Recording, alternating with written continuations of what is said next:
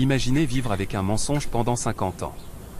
Pendant un demi-siècle, toute la ville de Bellecombe a cru qu'Édouard Lefebvre était un monstre, un homme qui avait volé les fonds de bienfaisance de l'hôpital et abandonné sa fille mourante la veille de Noël pour vivre dans le luxe. Ils disaient qu'il s'était enfui au paradis. Ils avaient tort. Lorsqu'un soldat à la retraite et son chien sont tombés par hasard sur une voiture rouillée, cachée au plus profond d'une gorge interdite, ils n'ont pas seulement trouvé une personne disparue. Ils ont trouvé un squelette, les mains encore agrippées au volant, figé dans une course désespérée à seulement 8 km de chez lui. S'il avait volé l'argent pour s'échapper, pourquoi n'était-il jamais parti? La vérité, cachée à l'intérieur de cette épave, remettra en question tout ce que vous croyez savoir. L'air de novembre dans les montagnes des Vosges possédait un tranchant glacial, une morsure vive qui pinçait la peau et annonçait sans détour que la fenêtre entre les dernières flamboyances de l'automne et le gel profond de l'hiver se refermait à une vitesse vertigineuse. Jacques Dubois resserra le col de sa vieille veste en toile autour de son cou, son souffle s'épanouissant en nuages laiteux devant son visage buriné par le temps et les épreuves. À ses côtés, Lou, un grand berger allemand au pelage couleur de fumée de bois et de neige ombragée, trottait avec une allure souple et efficace, fruit d'une longue pratique. Ils se déplaçaient ensemble dans un silence confortable, un homme et son chien patrouillant le périmètre d'un monde qu'ils avaient choisi pour son isolement tranquille. Jacques, un ancien combattant dont les genoux portaient les douleurs fantômes de vieux sauts en parachute et de longues marches, trouvait son réconfort dans le rythme prévisible des saisons. Lou était son ancre, une créature d'instinct pur et de loyauté dont la simple présence tenait à distance les fantômes plus bruyants du passé de Jacques. Leur itinéraire matinal était une boucle familière à travers les bois denses qui entouraient le village de Bellecombe. Le sol de la forêt était un épais tapis de feuilles humides en décomposition qui étouffaient le son de leurs pas. Habituellement, l'attention de Lou était captivée par l'immédiat, un écureuil jacassant depuis une haute branche, la piste fraîche d'un chevreuil. Mais aujourd'hui, son comportement était différent. Ils approchaient de la zone que les habitants appelaient le gouffre du diable, une cicatrice déchiquetée dans le paysage où la terre plongeait dans une profonde gorge calcaire. C'était un lieu assombri par l'histoire. 50 ans plus tôt, en 1974, un pont en bois enjambant le gouffre s'était effondré lors d'un blizzard tristement célèbre, coupant l'ancienne route forestière de la route principale. Le pont n'avait jamais été reconstruit, et la route avait été laissée à la reconquête de la forêt.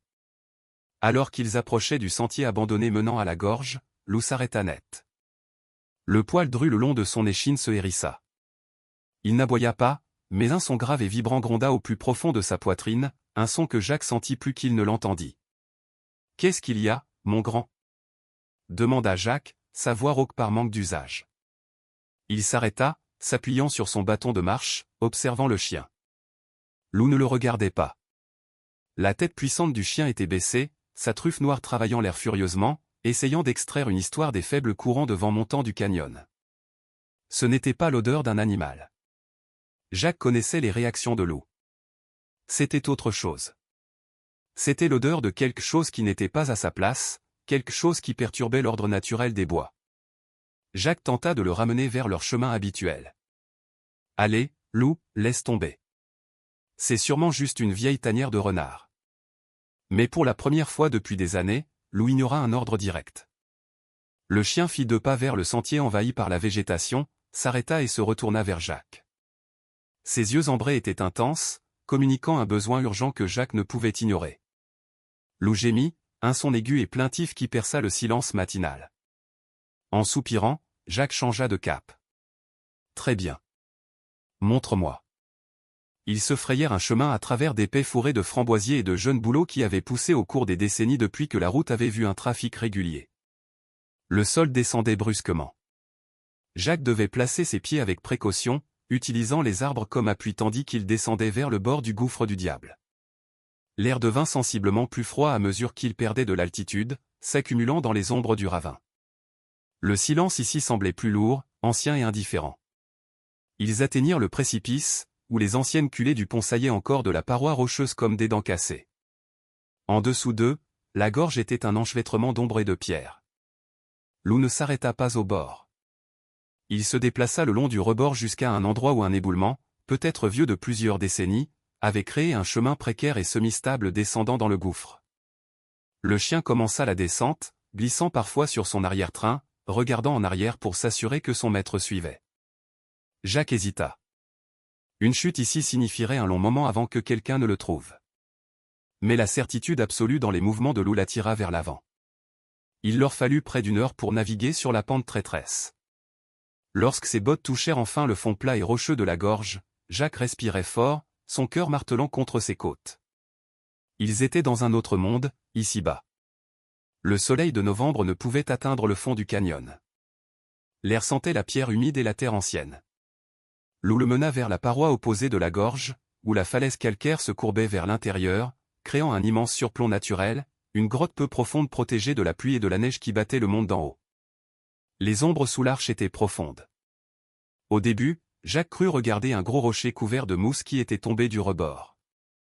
Mais alors que l'eau s'en approchait, se déplaçant avec une étrange prudence respectueuse, la forme se précisa. Elle était trop symétrique pour être naturelle. Les lignes étaient dures, manufacturées. Jacques s'approcha, le nœud froid dans son estomac se resserrant. C'était une voiture. Elle était ensevelie sous un demi-siècle de débris forestiers. Feuilles, terre et mousse verte épaisse avaient créé un camouflage naturel, fondant la machine de métal dans le sol du canyon. Un petit jeune arbre poussait à travers l'espace rouillé où le pare-chocs arrière aurait dû se trouver. Lou s'assit à plusieurs mètres de la portière du conducteur et laissa échapper un long hurlement lugubre qui résonna doucement contre les parois du canyon. Jacques s'approcha du véhicule. Il reconnut la silhouette instantanément, même sous la végétation. C'était une Citroën DS. Il écarta une épaisse couche de feuilles mouillées de l'aile arrière, révélant une peinture qui était à l'origine d'un vert forêt profond, maintenant terne et oxydé. Il sut, avec un haut-le-cœur écœurant, que cette voiture appartenait à l'époque du pont effondré. Elle était tombée, et le monde d'en haut l'avait tout simplement oubliée. Il se déplaça du côté du conducteur. La vitre était miraculeusement intacte, bien que recouverte de décennies de crasse. Jacques prit une profonde inspiration, passa la manchette de sa veste en toile sur sa main et essuya une large bande sur la vitre. Il s'attendait au vide. Il s'attendait peut-être à des nids de rongeurs ou au ravage du temps. Il ne s'attendait pas à regarder le visage d'un homme disparu depuis longtemps. L'intérieur de la voiture était une tombe scellée. Affaissé sur la console centrale, maintenu par une ceinture de sécurité en décomposition, se trouvaient des restes humains. Le temps et l'air froid et sec sous le surplomb avaient momifié la forme plutôt que de la détruire complètement. Les vêtements étaient pourris, flottant lâchement sur la charpente squelettique, mais il s'agissait sans équivoque d'un homme. Jacques recula, trébuchant d'un pas. Il porta une main à sa bouche, son esprit tourbillonnant. Les légendes de Bellecombe lui revinrent en mémoire. L'histoire d'Édouard Lefebvre, l'homme qui avait disparu la veille de Noël en 1974. Le paria de la ville qui aurait volé l'argent des fonds de bienfaisance de l'hôpital et abandonné sa femme et son enfant malade au milieu d'un blizzard. Pendant 50 ans, son nom avait été prononcé avec venin dans les cafés et les quincailleries locales. Et pendant tout ce temps, il avait été ici, à quelques centaines de mètres de la route principale, sous le regard des vivants. Lou gémit de nouveau, poussant la jambe de Jacques avec sa truffe froide, le ramenant à la réalité. Jacques prit une inspiration tremblante et se pencha de nouveau vers la vitre. Il se força à regarder de plus près, au-delà de l'horreur de la mort, cherchant une identification. Ses yeux furent attirés par le poignet gauche de l'homme, reposant près du levier de vitesse. Le bracelet en cuir d'une montre avait survécu, s'accrochant à l'os. Le cadran de la montre lui-même était grand, le verre non fissuré. Jacques plissa les yeux dans la pénombre. C'était une montre analogique. Les aiguilles étaient figées dans le temps par l'impact ou les éléments. La petite aiguille des heures pointait juste avant le 12. La grande aiguille des minutes reposait presque directement sur le 11. 11h55 du soir. Jacques fixa leur gelée, une profonde vague de chagrin l'envahissant qui n'avait rien à voir avec sa propre vie. Édouard Lefebvre n'avait pas atteint le matin de Noël. Il était mort 5 minutes avant minuit, la veille de Noël, seul dans le noir, piégé dans une boîte de métal froide pendant que la neige recouvrait sa tombe. Jacques se pencha et enfouit sa main dans l'épaisse fourrure du cou de loup, ayant besoin de la chaleur. Le chien s'appuya lourdement contre lui, offrant un réconfort silencieux. Ils restèrent là longtemps, dans l'ombre profonde de la gorge, deux âmes vivantes témoins d'une tragédie qui avait attendu un demi-siècle pour être découverte. Le silence dans la gorge semblait pesant, pressant contre la poitrine de Jacques comme un poids physique. Il se tenait immobile à côté de la Citroën DS couverte de mousse, sa main reposant toujours sur la vitre froide du côté conducteur. À l'intérieur, la figure squelettique d'Édouard Lefebvre était assise en une vigile éternelle, la montre à son poignet marquant les dernières minutes d'une veille de Noël qui s'était terminée il y a 50 ans. Jacques savait qu'il ne pouvait pas simplement s'en aller. Il était un homme qui comprenait le devoir, et le devoir des vivants envers les morts était absolu. Il devait connaître la vérité. Il devait comprendre pourquoi un homme conduirait une voiture coûteuse sur une piste forestière interdite au milieu d'un blizzard. Il essaya la poignée de la porte. Le chrome était piqué et rugueux sous ses doigts. Il tira, calant sa botte contre le bas de caisse, mais le mécanisme était bloqué par des décennies de rouille et de corrosion. « Recule, Lou » murmura Jacques. Le berger allemand obéit instantanément, reculant de quelques pas mais gardant ses yeux ambrés fixés sur la voiture. Jacques coinça l'extrémité de son solide bâton de marche ennoyé dans l'interstice entre la porte et le cadre. Il y appuya tout son poids, grinçant des dents. Le métal gémit, un son aigu de protestation qui résonna sèchement contre les parois calcaires du canyon. Jacques poussa plus fort, son épaule se tendant. Avec un bruit sec et soudain, le loquet rouillé céda. La porte s'ouvrit avec un grincement de charnière sèche, libérant une bouffée d'air stagnant et moisi qui sentait le vieux vinyle et la lente décomposition du temps. Jacques retint son souffle un instant, laissant l'air se purifier. Il s'approcha, se déplaçant avec la prudence respectueuse qu'on pourrait utiliser en entrant dans une église. Il essaya de détourner les yeux des restes d'Édouard Lefebvre, se concentrant plutôt sur l'espace autour de lui. L'intérieur de la voiture était un instantané chaotique du passé. Le tableau de bord était fissuré par des années de changement de température et la sellerie était cassante. Jacques se pencha sur le siège du conducteur, veillant à ne pas déranger la silhouette affaissée contre la console centrale. Ses yeux balayèrent le plancher sous le siège passager. Quelque chose de métallique attrapa la lumière limitée qui filtrait depuis le bord du canyon. C'était une boîte rectangulaire, du genre utilisé pour la petite caisse ou le stockage sécurisé. La peinture sur la boîte s'était écaillée, la laissant entièrement brune de rouille, mais elle semblait lourde et solide. Jacques se pencha et saisit la poignée. Elle était coincée contre le tapis de sol. Il tira d'un coup sec, et elle glissa avec un bruit de raclement. Il la sortit de la voiture et la posa sur une pierre plate à proximité. Lou s'approcha, reniflant la boîte avec une intense curiosité.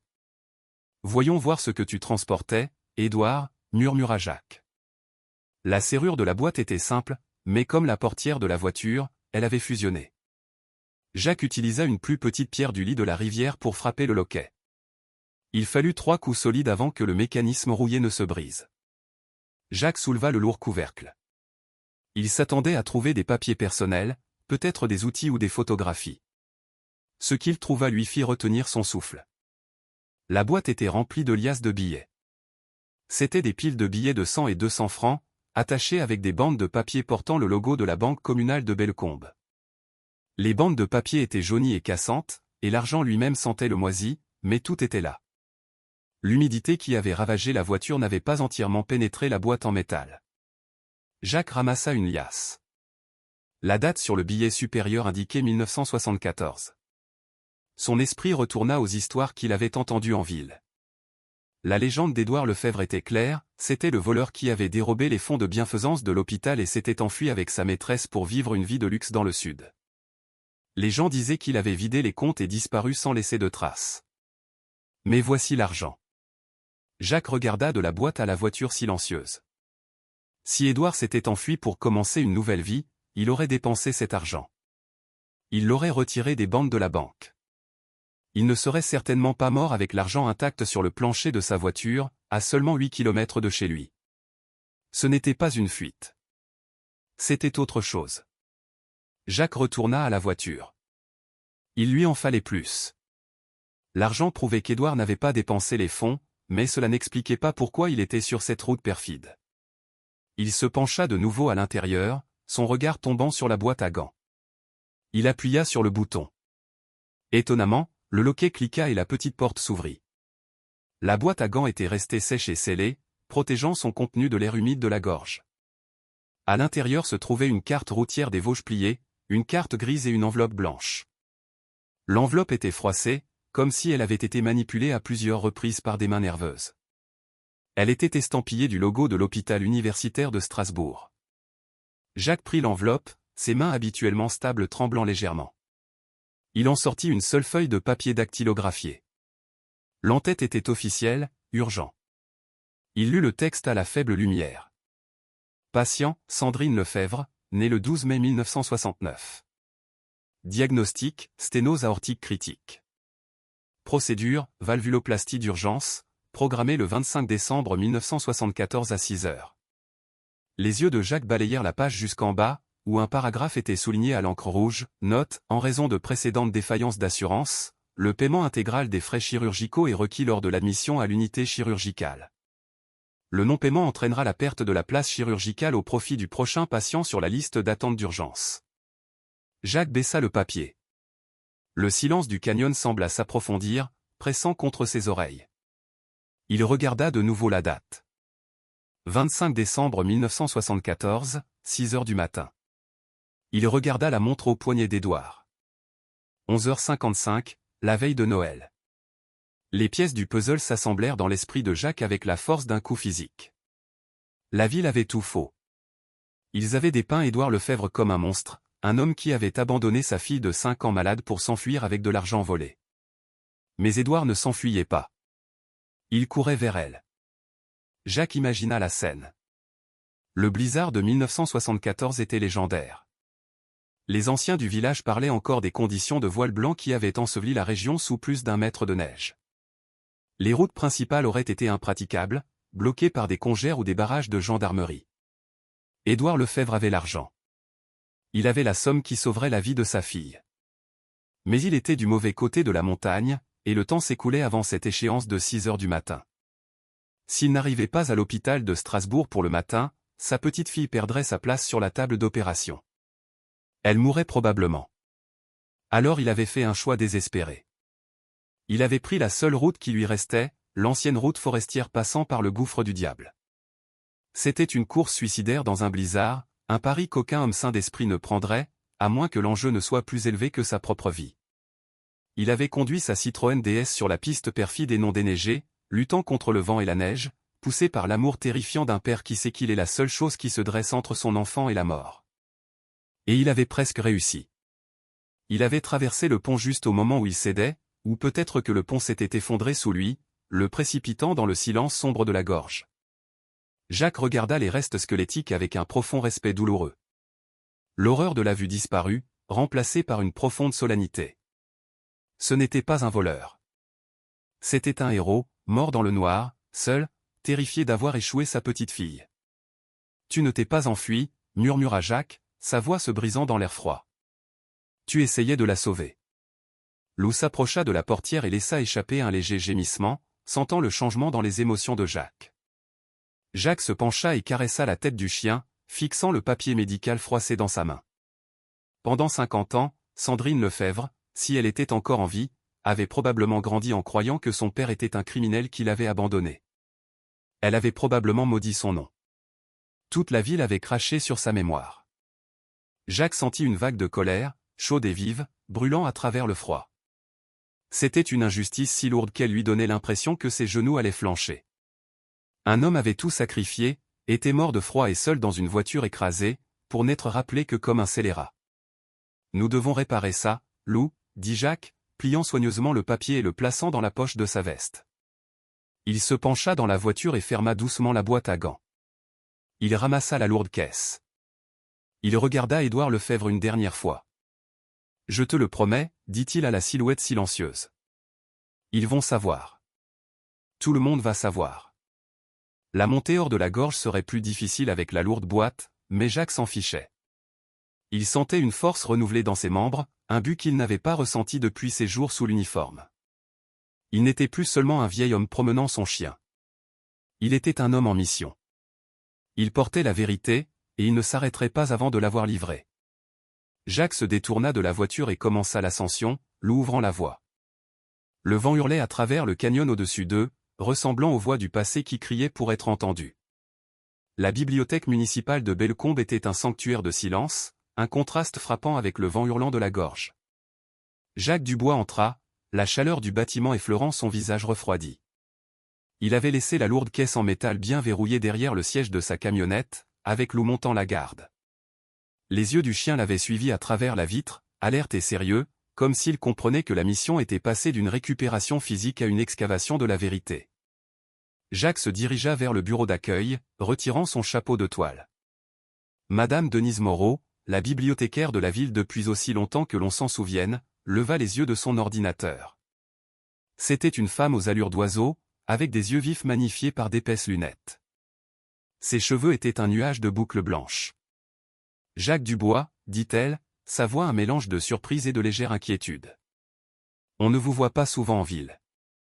Tout va bien au chalet ? » « Tout va bien, Madame Moreau », répondit Jacques à voix basse. Il s'appuya contre le comptoir, ses jointures blanches alors qu'il agrippait le bord du bois. « J'ai besoin d'aide pour trouver de vieux dossiers.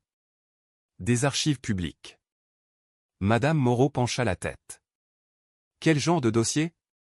Nous avons le recensement de la ville, les titres de propriété sur microfiche, et les archives de la Gazette de Bellecombe remontant à 1920. » Jacques prit une inspiration. Il savait que mentionner le nom remuerait la vase de la mémoire de la ville. « Je dois savoir ce qui est arrivé à Monique Martin. » Madame Moreau se raidit visiblement. L'air entre sembla se refroidir. Monique Martin. L'institutrice de musique. Elle baissa la voix jusqu'à un murmure, jetant un coup d'œil autour de la pièce vide. Jacques, c'est de l'histoire ancienne. Et pas la plus agréable. Pourquoi vouloir déterrer ce vieux scandale ? Faites-le pour un vieil homme, dit Jacques doucement mais fermement. Je dois savoir où elle est allée après 1974. A-t-elle disparu ? Est-elle morte ? Madame Moreau soupira, sentant sa détermination. Elle se leva et se dirigea vers l'arrière-salle où se trouvaient les archives. Venez avec moi. Ils passèrent l'heure suivante à parcourir des bases de données numériques et des archives de journaux numérisés des départements voisins. L'histoire que la ville racontait était simple. Monique Martin, la jeune et belle professeure de musique, avait disparu la même veille de Noël qu'Édouard Lefebvre.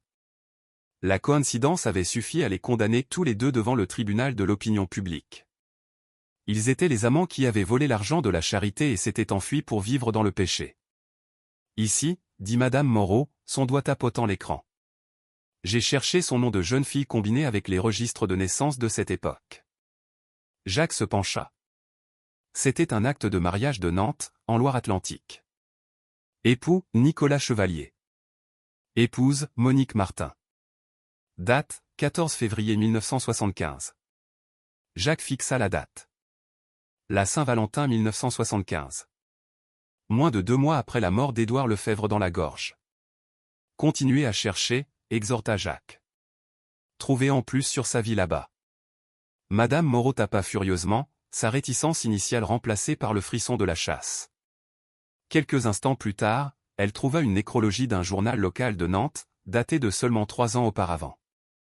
Monique Martin Chevalier, 72 ans, est décédée paisiblement, entourée de sa famille.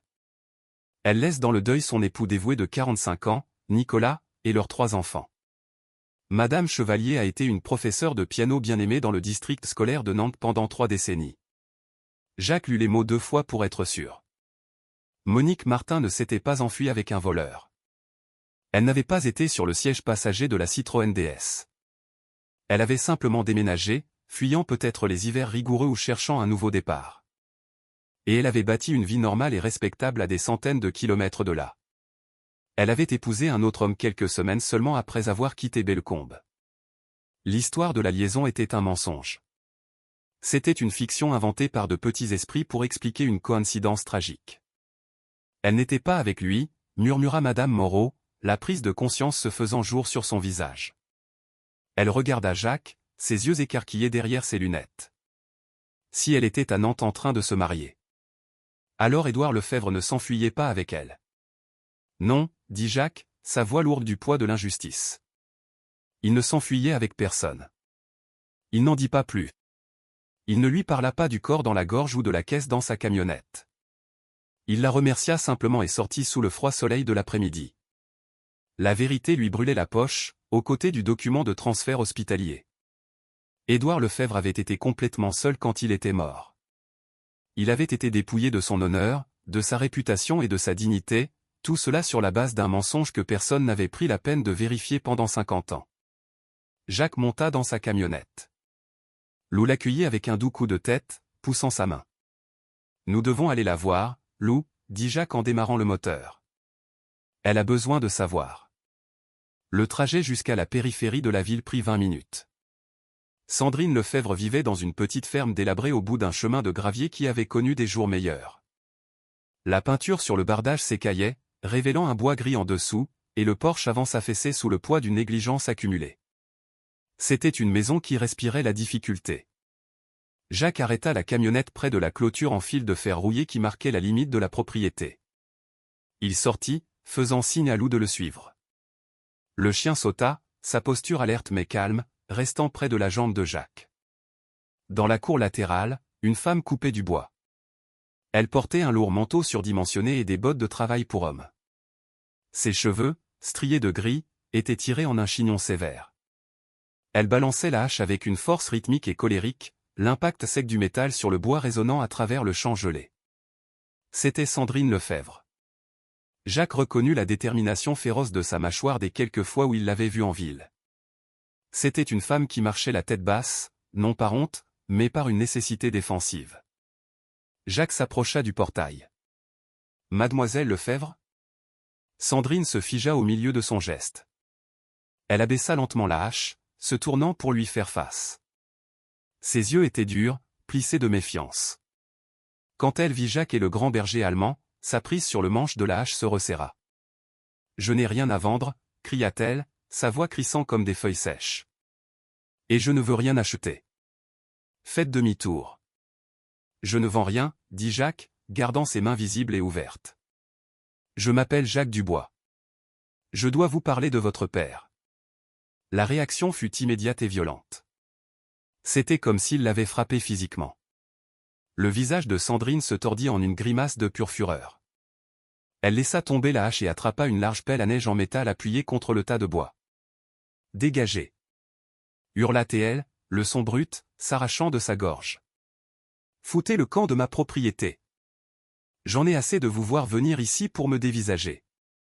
J'en ai assez des blagues. » « Ce n'est pas une blague, Sandrine, » dit Jacques en faisant un pas en avant. « S'il vous plaît, écoutez-moi.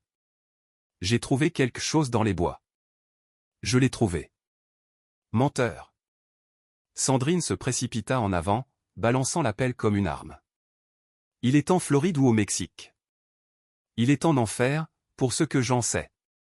Vous croyez être le premier à venir ici raconter des histoires? Dégagez avant que j'appelle les gendarmes. » Elle s'avança vers lui, le bord métallique de la pelle raclant bruyamment contre le gravier gelé. Elle était aveuglée par 50 ans de douleur, incapable d'entendre la sincérité dans sa voix. Pour elle, Jacques n'était qu'un autre tourmenteur, un autre rappel qu'elle était la fille du voleur de la ville. À côté de Jacques, Lou réagit instantanément. Le chien sentit la menace pour son maître. Un grognement profond et grondant vibra de la poitrine de Lou, tonitruant et menaçant. Il se plaça devant Jacques, les poils hérissés, les dents découvertes dans un rictus qui promettait la violence si la femme faisait un pas de plus. Sandrine hésita, la vue de l'animal massif freinant son avancée. Mais la rage dans ses yeux ne diminua pas. Elle leva la pelle plus haut, prête à frapper le chien si nécessaire. « Lou, au pied !»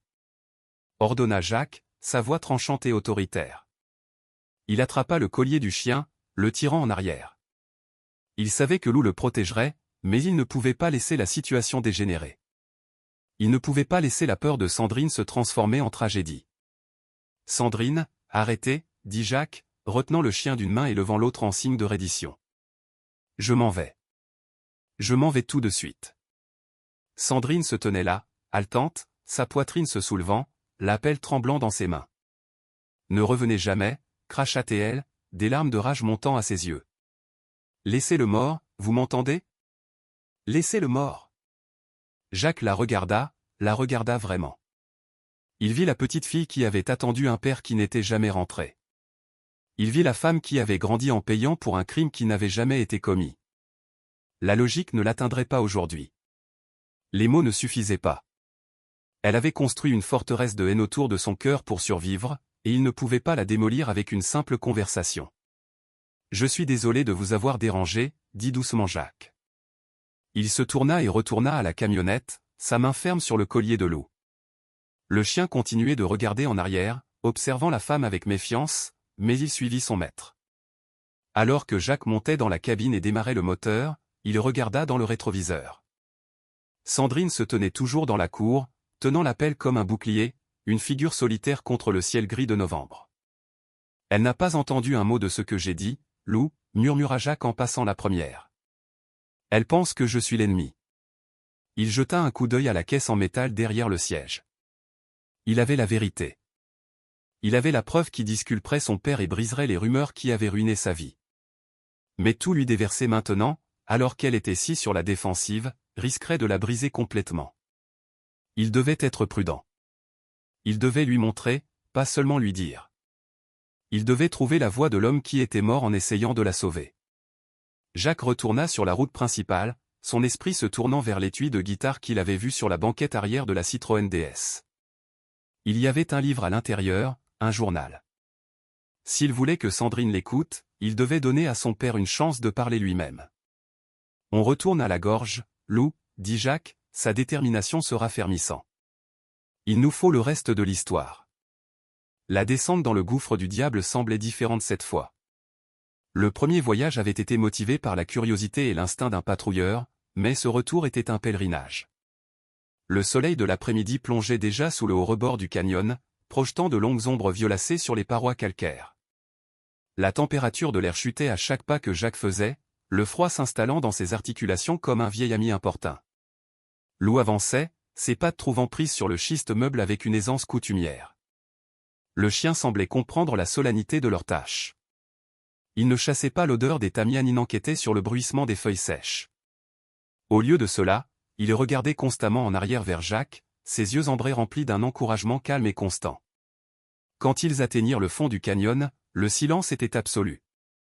Le vent qui hurlait au sommet de la crête n'était qu'un murmure ici-bas, un souffle doux se déplaçant à travers le squelette de la forêt. La Citroën DS Vermouth était exactement là où il l'avait laissée, un monument de métal à un voyage interrompu. Jacques s'approcha de la voiture, son souffle se condensant dans l'air. Il avait la vérité sur l'argent et sur le transfert hospitalier, mais pour percer la forteresse de chagrin et de colère que Sandrine Lefebvre avait construite autour d'elle, il avait besoin de plus que des faits. Il avait besoin de l'âme de l'homme qui était mort ici. Il ouvrit de nouveau de force la portière du conducteur, les charnières grinçant en signe de protestation. Il se pencha au-delà de la forme silencieuse d'Édouard Lefebvre, essayant d'offrir autant de dignité que possible au défunt, et atteignit la banquette arrière. Coincé derrière le siège du conducteur, à moitié enfoui sous une couverture de laine en décomposition, se trouvait un étui de guitare. C'était un étui rigide recouvert d'un tissu en tweed qui était devenu moisi et taché au cours de 50 ans, mais la structure était restée intacte. Jacques saisit la poignée et tira. Il était lourd, collé à la sellerie par des années d'humidité, mais avec une traction sèche, il se libéra. Il le transporta jusqu'à un grand rocher plat à quelques mètres de la voiture. Lou s'assit à côté de lui, observant attentivement tandis que Jacques essuyait la crasse des loquets. Jacques actionna les loquets, 1, 2, 3. Ils s'ouvrirent avec un clic métallique sourd. Il souleva le couvercle. À l'intérieur, niché dans une doublure de velours rouge écrasé qui avait étonnamment conservé sa couleur, se trouvait une guitare acoustique. Le bois de l'instrument s'était légèrement déformé à cause de l'humidité, les cordes rouillaient sur le manche, mais elle était toujours belle. C'était l'instrument d'un homme qui aimait la musique, qui jouait peut-être des berceuses à une petite fille qui était maintenant une femme endurcie de 55 ans. Mais Jacques ne cherchait pas la guitare. Ses yeux se portèrent sur le petit compartiment de rangement sous le manche de l'instrument. Il souleva la petite languette. À l'intérieur se trouvait un livre relié en cuir. C'était un agenda standard pour l'année 1974. Jacques le prit. La couverture en cuir était rigide et sèche, se fissurant légèrement alors qu'il l'ouvrait. Les pages étaient cassantes, jaunies par l'âge, mais l'encre, d'un bleu foncé indélébile, était lisible. Il feuilleta les mois. Janvier à novembre était rempli de notes banales, réparer la marche du Porsche, acheter des planches, rendez-vous chez le médecin pour Sandrine, frais de cours de piano. C'était la chronique d'une vie simple et laborieuse, une vie consacrée à l'entretien d'une maison et aux soins d'un enfant. Puis Jacques tourna aux dernières pages. Décembre. Les entrées devinrent plus frénétiques. Il y avait des notes sur des prêts bancaires refusés, des objets vendus au mont-de-piété, et le compte à rebours terrifiant jusqu'à la date de l'opération. Jacques se tourna vers le 24 décembre. L'écriture était différente ici. Elle était saccadée, erratique, écrite par une main tremblante d'adrénaline ou de froid. 18 heures. Le blizzard est pire que ce que la radio a dit. La gendarmerie a fermé la D9. Ils ne me laisseront pas passer. J'ai l'argent. J'ai l'argent liquide dans la boîte, mais je ne peux pas arriver à l'hôpital. 20h30. Je prends l'ancienne route forestière par la crête. C'est de la folie, je sais que c'est de la folie, mais si je n'y arrive pas pour le matin, elle perd l'opération. Je ne peux pas la laisser mourir. Je ne la laisserai pas mourir. Marie, si tu veilles sur nous, guide la voiture. La gorge de Jacques se serra. Il tourna la page. L'entrée suivante était griffonnée au crayon, les lignes faibles et à peine lisibles, les lettres grandes et mal formées. 23h45. Le pont est détruit. Je ne l'ai pas vu dans la neige jusqu'à ce qu'il soit trop tard. J'ai essayé de freiner, la voiture a glissé. Nous sommes passés par-dessus bord. Ma jambe est cassée. Je ne peux pas la bouger. La voiture est coincée. Jacques leva les yeux vers l'épave tordue de la Citroën, voyant la violence de cette nuit se rejouer dans son esprit. Édouard n'était pas seulement mort, il avait souffert. Il était resté là, dans le noir, blessé et piégé, sachant que le temps s'écoulait. Il regarda de nouveau le journal. Il y avait une dernière entrée, écrite tout en bas de la page. L'écriture était faible, s'estompant à mesure que la force de l'écrivain s'évanouissait. Il commence à faire froid maintenant. Si froid. Je ne sens plus mes mains. La douleur est partie. J'entends le vent. On dirait l'océan. Sandrine. Ma douce petite fille. J'ai essayé. Papa a essayé, je te le promets. L'argent est sous le siège. Dis-leur. Dis-leur que je rentrais à la maison. Le livre glissa des doigts de Jacques et atterrit doucement sur le sol moussu. Un sanglot, vif et soudain, s'échappa de la poitrine de Jacques. Ce n'était pas un son de simple pitié. C'était un son de reconnaissance. Il se plia en deux, enfouissant son visage dans ses mains rugueuses et calleuses. Le froid de la gorge des Vosges s'évanouit, remplacé par le vent glacial et stérile d'une base aérienne en Allemagne de l'Ouest, 35 ans plus tôt. 1989. Il était un homme plus jeune alors, un sergent avec un avenir, en poste à l'étranger. L'appel était arrivé via la Croix-Rouge à 2 heures du matin. Sa femme, Marguerite, sa voix mince et brisée par la ligne transatlantique. Il s'éteint, Jacques. L'infection. Les médecins disent que c'est une question d'heure. Tu dois rentrer à la maison. Léo a besoin de toi. Léo avait 4 ans. Il avait les yeux de son père et un rire qui pouvait illuminer une pièce. Jacques avait couru. Il avait sprinté vers son officier supérieur, supplié pour une permission, et s'était précipité à la base aérienne. Mais une tempête hivernale avait tout cloué au sol. Chaque transporteur, chaque vol commercial, chaque hélicoptère. Le monde s'était transformé en un mur de glace blanche. Jacques se souvenait d'être assis dans le terminal, regardant la neige s'abattre contre le verre renforcé. Il se souvenait de vérifier sa montre, chaque minute qui passait était une minute de la vie de son fils qui s'échappait. Il se souvenait du marchandage désespéré qu'il avait fait avec l'univers, avec le destin, suppliant pour une accalmie, pour un miracle, pour qu'un seul vol soit autorisé à décoller. Mais la tempête n'avait pas cessé. Il était resté assis là pendant 12 heures, faisant les 100 pas, pleurant, rageant contre la vitre, tandis qu'à des milliers de kilomètres de là, son fils rendait son dernier souffle. Il était arrivé à la maison 2 jours plus tard. Il avait tout manqué. Il était en retard. La culpabilité de cette nuit ne l'avait jamais quitté. C'était une pierre dans sa poche depuis 35 ans, un poids qui avait finalement fissuré les fondations de son mariage et l'avait poussé à se retirer dans les bois. Il connaissait l'agonie du tic-tac de l'horloge. Il connaissait l'enfer spécifique et écrasant d'un père qui déchirerait le monde pour sauver son enfant, mais qui est arrêté par des forces qu'il ne peut contrôler. Je sais, murmura Jacques dans ses mains, les larmes coulant entre ses doigts. Je sais, Édouard. Je sais. Il sentit une chaleur lourde se presser contre son flanc. Lou s'était rapproché. Le chien ne gémit ni ne le poussa cette fois. Il appuya simplement tout son poids contre Jacques, offrant sa présence solide et vivante comme une ancre contre la marée du souvenir. Lou posa sa lourde tête sur le genou de Jacques, ses yeux bruns observant le visage de Jacques avec une profonde tristesse sans jugement. Jacques baissa ses mains et les enfouit dans l'épaisse fourrure du cou du chien. Il s'accrocha à l'animal, laissant la chaleur du chien l'ancrer dans le présent. « J'étais en retard, Lou », s'étrangla Jacques, sa voix épaisse de chagrin. « J'étais trop en retard pour Léo. Je n'ai pas pu y arriver. » Le vent soupira à travers l'arche calcaire, un son lugubre qui semblait porter les murmures de deux pères, séparés par des décennies mais unis par la même tragédie. Édouard Lefebvre était mort en essayant de battre le temps. Jacques Dubois avait vécu, mais une partie de lui était morte dans ce terminal en Allemagne. Jacques essuya son visage avec sa manche, prenant une inspiration saccadée. Il ramassa le journal de la mousse. Il brossa une particule de saleté de la couverture avec une infinie tendresse. Ce livre n'était pas seulement une preuve. C'était une confession d'amour. C'était la preuve qu'Édouard Lefebvre n'avait pas abandonné sa fille. Il l'avait aimée jusqu'à la mort.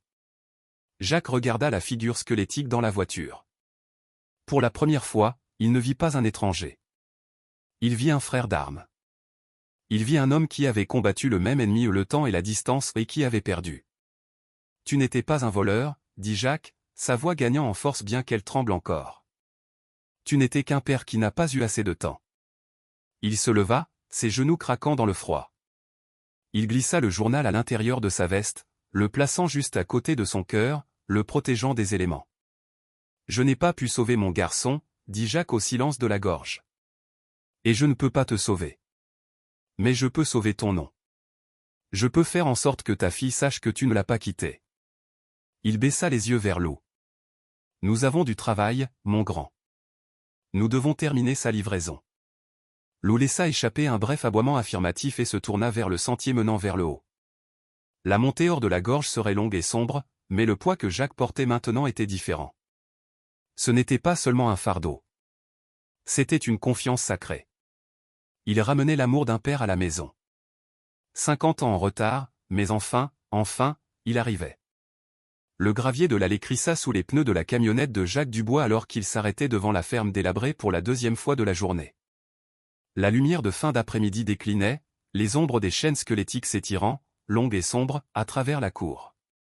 Le froid s'était intensifié, un froid mordant qui promettait de la neige avant le matin.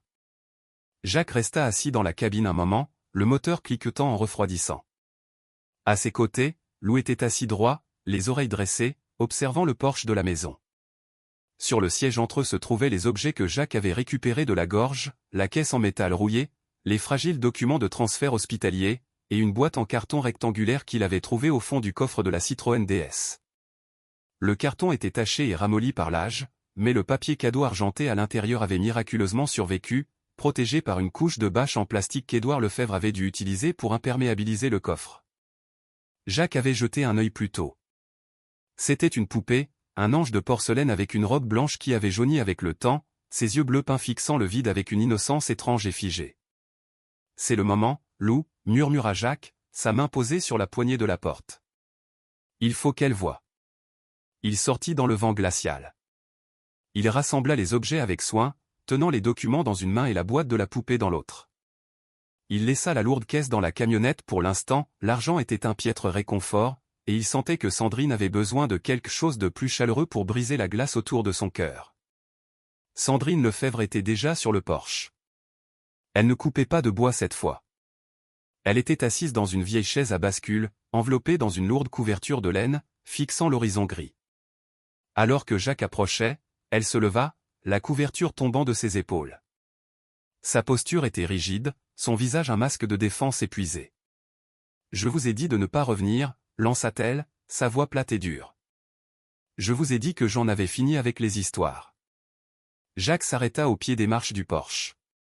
Lou s'assit à côté de lui, son corps tendu mais contrôlé, sentant l'hostilité qui émanait de la femme. « Je ne suis pas ici pour vous raconter une histoire, Sandrine, » dit Jacques, sa voix calme.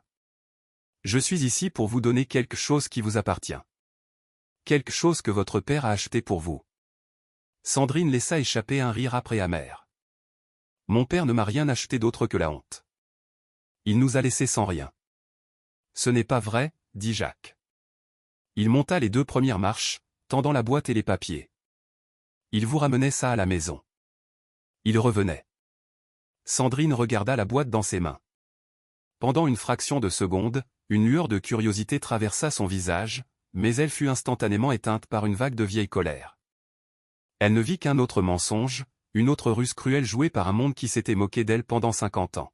« Je n'en veux pas », claqua-t-elle. « Je ne veux pas de ces saletés. »« Ce ne sont pas des saletés », plaida Jacques, son cœur se serrant pour elle. « Sandrine, s'il vous plaît. Regardez juste le papier. Regardez la date. » Il fit un autre pas, tendant la main. Le contrôle de Sandrine céda. Elle se jeta en avant, non pas avec une arme cette fois, mais à main nue. Elle arracha la boîte et les papiers des mains de Jacques avec une violence qui le surprit. « J'ai dit que je n'en voulais pas. » hurla-t-elle.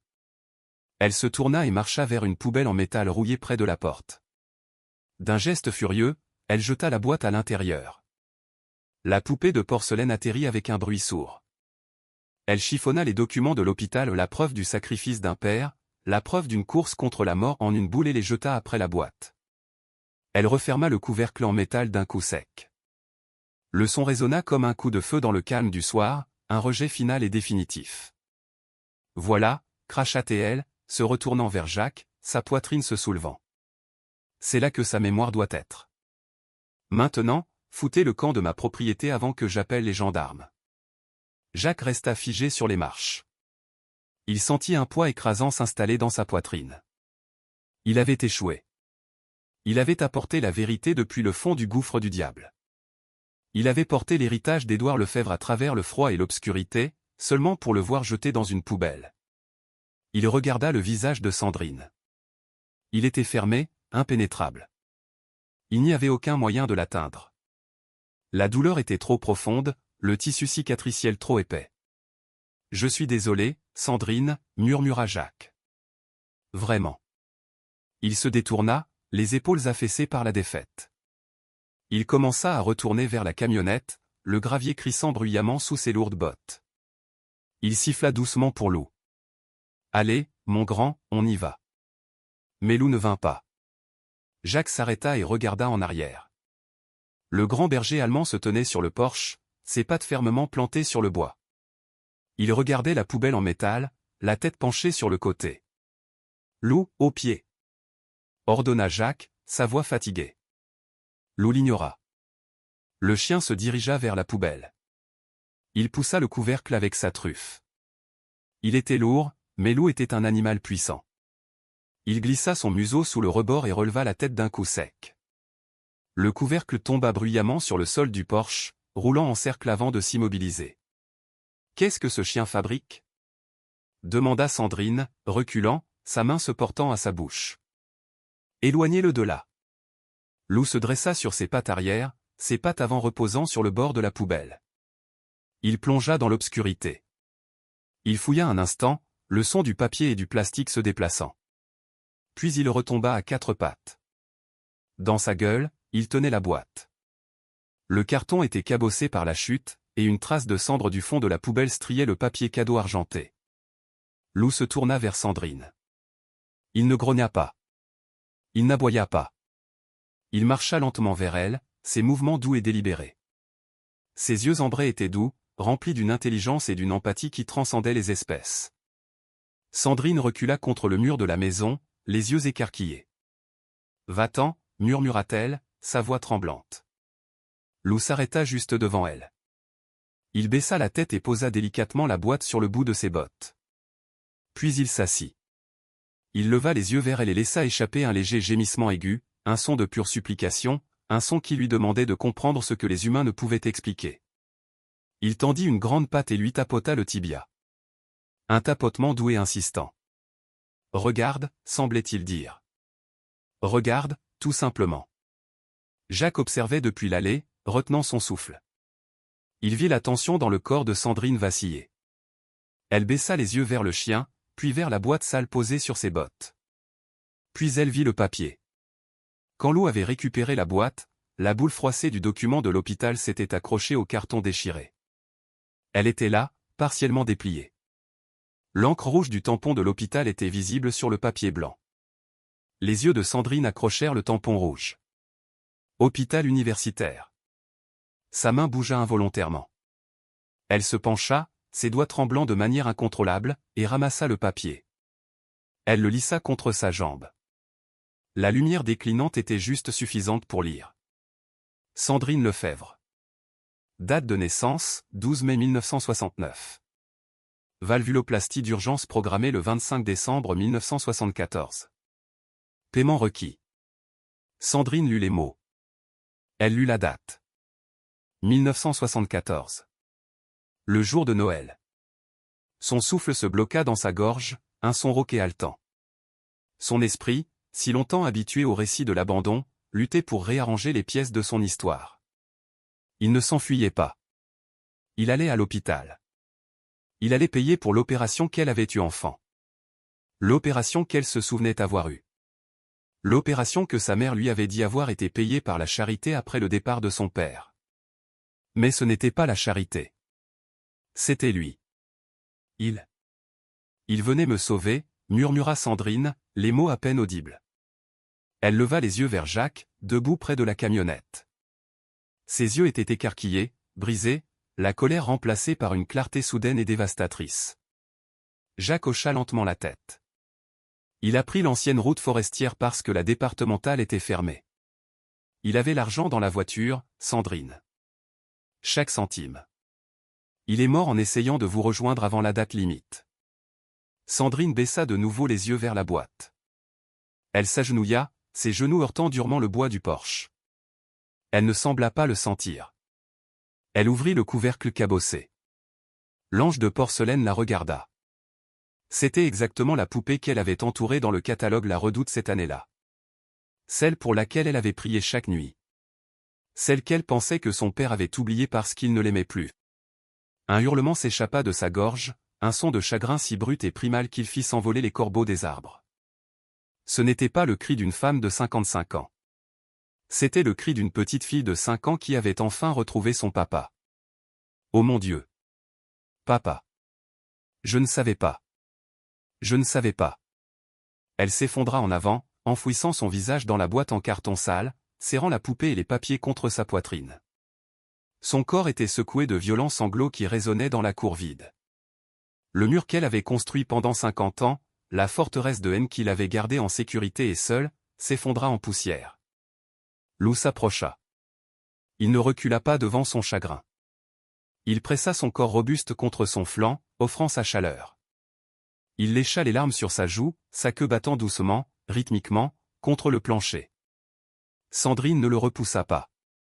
Elle laissa tomber un bras de la boîte et l'enroula autour du cou du chien, enfouissant son visage dans sa fourrure. Elle s'accrocha à lui comme s'il était la seule chose solide dans un monde qui venait de basculer. Il ne m'a pas quitté, sanglota-t-elle dans le pelage du chien. Il ne m'a pas quitté. Jacques se tenait près de la camionnette, des larmes coulant silencieusement sur ses propres joues burinées. Il regarda la femme et le chien sur le porche, baignés dans la lumière mourante du jour d'automne. Il sentit la lourde pierre de culpabilité dans son propre cœur s'alléger d'une fraction. Il n'avait pas pu sauver son propre fils, et il n'avait pas pu sauver Édouard Lefebvre. Mais ceci. Cette restauration de l'amour, cette guérison du cœur d'une fille. Cela, il l'avait fait. Ou plutôt, Lou l'avait fait. Jacques sortit un mouchoir de sa poche et s'essuya les yeux. Il attendit, lui laissant le temps. Le vent se leva, faisant tourbillonner les feuilles sèches autour du porche, mais le froid ne semblait plus avoir d'importance. La vérité était révélée. Le fantôme du voleur était parti, remplacé par le souvenir d'un père qui avait aimé sa fille plus que la vie elle-même. Après un long moment, Sandrine releva la tête. Elle regarda Jacques, ses yeux rouges et gonflés, son visage strié de saleté et de larmes. Mais la dureté avait disparu. « Merci » articula-t-elle, aucun son ne sortant. Jacques hocha la tête. Il retourna lentement vers le porche, montant les marches pour se tenir à côté d'elle. Il tendit une main. Sandrine la prit. Sa poigne était forte, désespérée. Jacques l'aida à se relever. Elle tenait toujours la poupée et le papier, et Lou était toujours pressé contre sa jambe. « Il y a plus » dit doucement Jacques. « Il y a un journal. » Et une cassette. « Il a beaucoup de choses à vous dire. » Sandrine hocha la tête, essuyant son visage avec sa manche. Elle baissa les yeux vers Lou, qui la regardait avec des yeux adorateurs. « Il ne m'a pas laissé la jeter », murmura-t-elle en caressant la tête du chien. Il savait. Il savait.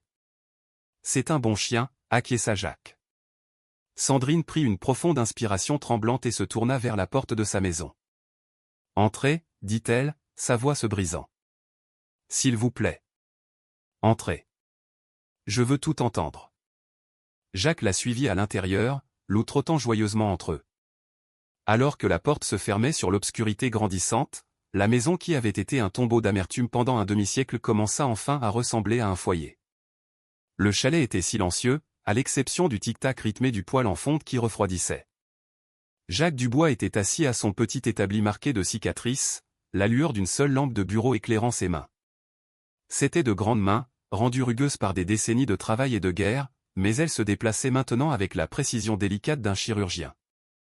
Devant lui se trouvait la cassette audio qu'il avait récupérée de la boîte à gants de la Citroën DS. Le temps et l'air humide de la gorge n'avaient pas été tendres avec elle. La bande magnétique s'était détachée des bobines, s'emmêlant comme une toile d'araignée sombre et erratique à l'intérieur du boîtier en plastique. Elle était bloquée, collée par 50 ans de négligence. Lou était allongé sur le tapis à côté de l'établi, la tête reposant sur ses pattes avant. Ses yeux ambrés suivaient les mouvements de Jacques, clignant lentement. Le chien semblait comprendre que c'était un travail silencieux, un travail qui exigeait de la patience et une respiration régulière. Jacques utilisa un petit tournevis de bijoutier pour séparer soigneusement les deux moitiés du boîtier de la cassette. Il retint son souffle alors que le plastique se détachait. Si la bande se cassait maintenant, la voix d'Édouard Lefebvre serait perdue à jamais. Avec une infinie précaution, Jacques utilisa l'extrémité gomme d'un crayon pour enrouler manuellement les bobines. C'était un processus fastidieux. Centimètre par centimètre, il ramena la bande en alignement, lissant les torsions et les plis. Il travailla pendant des heures, ses yeux se fatiguant dans la pénombre. Il nettoya le tampon presseur en feutre avec une goutte d'alcool et essuya la poussière du boîtier. Quand il referma enfin les deux moitiés, ses épaules étaient endolories par la tension. Il tint la cassette à la lumière. Elle n'était pas parfaite, mais elle était entière. « Voyons si on peut réveiller les fantômes, Lou, » murmura Jacques. Il glissa la cassette dans la poche de sa veste et attrapa son vieux lecteur de cassette portable, une brique robuste à pile des années 1980 qu'il gardait pour écouter de vieilles chansons. Il siffla Lou et, ensemble, ils sortirent dans l'air froid de la nuit. Le trajet de retour à la ferme de Sandrine semblait différent cette fois. La lune s'était levée, jetant une pâle lumière argentée sur les champs saupoudrés de neige. Le monde semblait en suspens, en attente. Quand Jacques frappa à la porte, Sandrine l'ouvrit immédiatement. Elle avait l'air différente. Son visage était lavé de la saleté et des larmes, bien que ses yeux soient restés cerclés de rouge. Elle tenait la poupée de porcelaine contre sa poitrine, la serrant comme si elle avait peur qu'elle puisse disparaître si elle la lâchait. « Vous l'avez réparée » demanda-t-elle, sa voix tremblant d'un mélange d'espoir et de crainte. « Je crois bien, » dit Jacques. « On peut entrer » Sandrine recula, tenant la porte grande ouverte. « S'il vous plaît. » L'intérieur de la maison était une capsule temporelle. Le papier peint s'écaillait et les meubles étaient usés, mais tout était méticuleusement propre. Jacques remarqua que le manteau de la cheminée était vide, à l'exception de quelques photographies délavées. C'était une maison qui avait attendu un homme qui n'était jamais rentré. Ils s'assirent à la petite table de la cuisine. Jacques posa le lecteur de cassette au centre, entre le sucrier et un vase de fleurs séchées. Lou s'assit par terre à côté de la chaise de Sandrine, posant son menton sur son genou. Elle caressa distraitement les oreilles douces du chien, ses yeux fixés sur la boîte en plastique noir. « Ça pourrait être difficile à entendre », prévint doucement Jacques. « La bande est vieille, la qualité ne sera pas bonne. » Sandrine hocha la tête, déglutissant difficilement. « J'ai besoin de l'entendre. Je ne me souviens pas de sa voix. Je n'avais que 5 ans. » Jacques appuya sur le bouton de lecture. Pendant un long moment, il n'y eut que le son du statique, un sifflement rythmique qui ressemblait à une forte pluie. Sandrine se pencha en avant, retenant son souffle. Puis un bruit perça le statique. Le clic mécanique distinct d'un clignotant de voiture. Puis le bourdonnement d'un moteur peinant dans une montée. Et puis, une voix. « D'accord, » dit la voix d'homme. Elle était profonde, chaude, mais empreinte d'épuisement. D'accord. Test. Est-ce que ça marche? Marie, j'espère que tu pourras entendre ça plus tard. Sandrine laissa échapper un léger sanglot étranglé, sa main se portant à sa bouche. Ça commence à être vraiment mauvais dehors, continua la voix d'Édouard. La neige tombe à verse. Je vois à peine le capot de la voiture. Mais j'avance bien. J'ai pris la route forestière. Je sais, tu serais en train de me crier dessus pour mon imprudence, mais je devais le faire, Marie. Je le devais. Il y eut une pause sur la bande, remplie seulement par le rugissement du vent qui secouait la voiture. J'enregistre ça parce que... Eh bien, juste au cas où. Au cas où je serais coincé et que je devais marcher. Je veux que tu saches, j'ai l'argent. Je l'ai ici. Sandrine va avoir cette opération. Je le promets. Le son du moteur changea de ton, devenant plus grave alors que la voiture négociait un virage difficile. Je lui ai acheté la poupée, dit Édouard, sa voix s'éclaircissant, un sourire audible dans le ton. L'ange. Je l'ai cachée dans le coffre. Ne la laisse pas la trouver avant le matin. Je veux voir son visage. Sandrine ferma les yeux, les larmes coulant et traçant des sillons sur ses joues. Lou se pressa plus près d'elle, offrant son soutien silencieux. Sur la bande, Édouard se mit à fredonner. C'était une mélodie basse et fausse au début, mais ensuite il commença à chanter. Sa voix n'était pas celle d'un professionnel, elle était rauque et lasse, mais remplie d'un amour tendre et poignant. Fais dodo, ma petite, fais dodo. Ton père veille sur ton repos.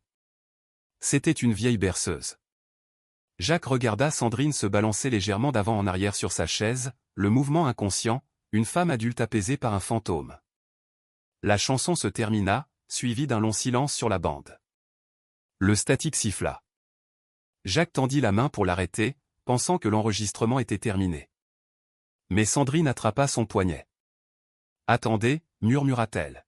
« Il y a plus. » La bande continua de tourner. Le son du vent devint plus fort, hurlant contre la vitre. Le moteur gémit. Puis un nouveau son émergea du bruit de fond. C'était faible, distant, mais sans équivoque pour quiconque avait vécu à Bellecombe. Dong. Dong. Dong. C'était le son profond et résonnant d'une lourde cloche en fer.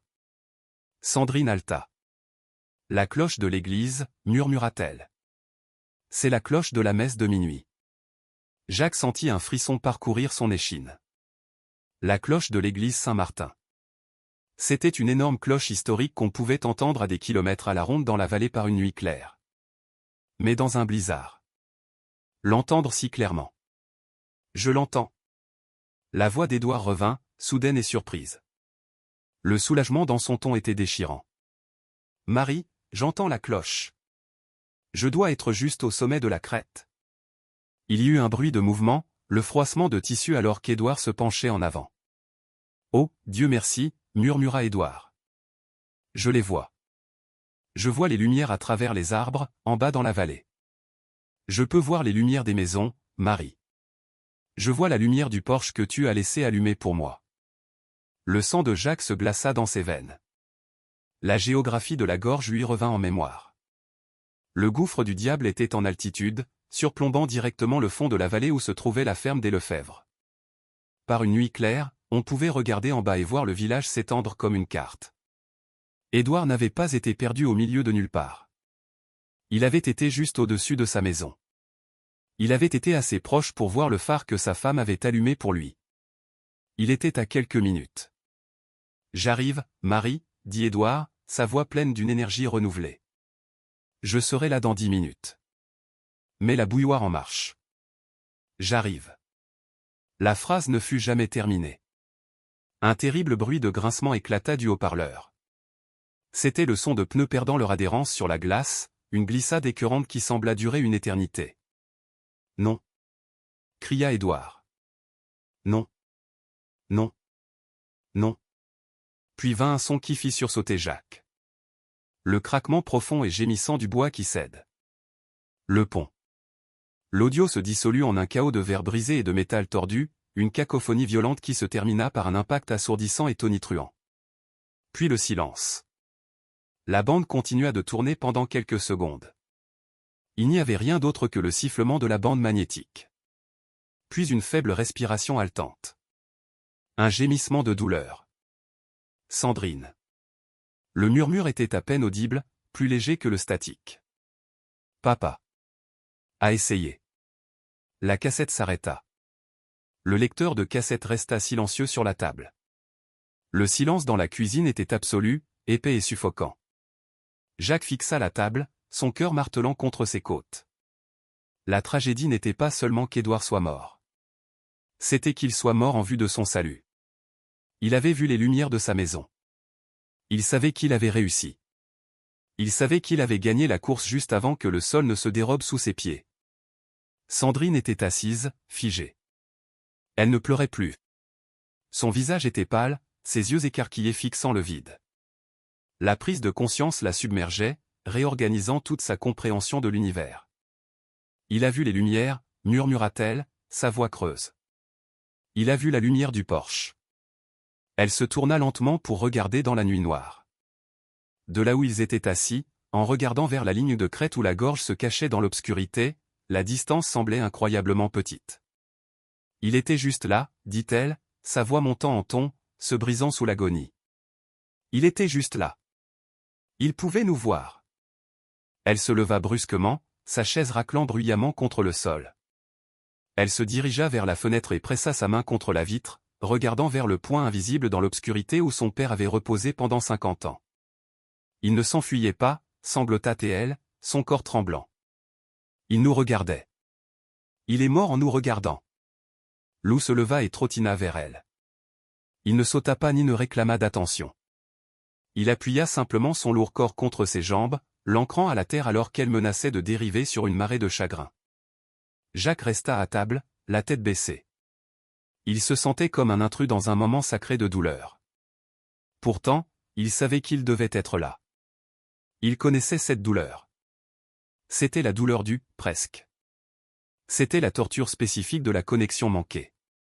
Le vol qui n'a pas décollé. Le pont qui n'a pas tenu.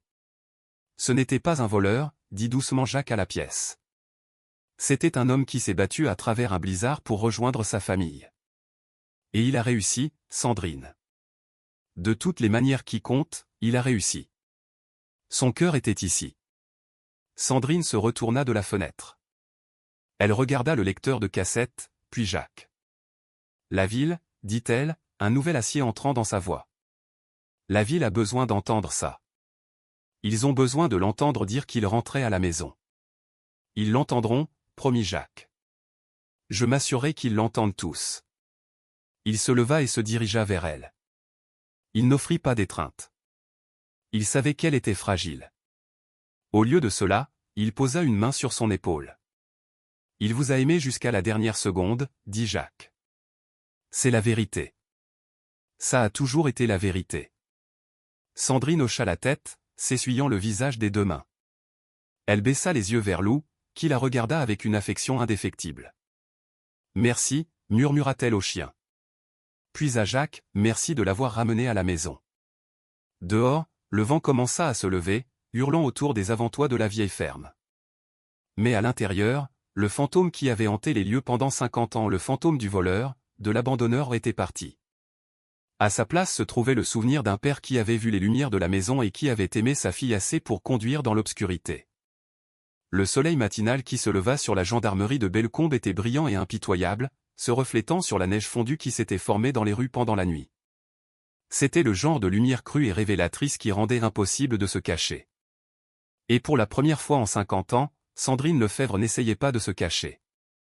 Jacques Dubois gara sa camionnette sur la place visiteur désignée. Il coupa le moteur, et le silence emplit la cabine. À ses côtés, Sandrine était assise, les mains jointes sur ses genoux, serrant le journal relié en cuir et le dossier de documents que Jacques avait compilé. Elle portait son plus beau manteau, un vêtement en laine anthracite qui avait connu des jours meilleurs mais qui était brossé et propre. Son menton était haut, sa mâchoire serrée avec une détermination qui rappelait vivement à Jacques un soldat se préparant pour un tribunal. Lou était assis entre eux, sa grande tête reposant sur la console.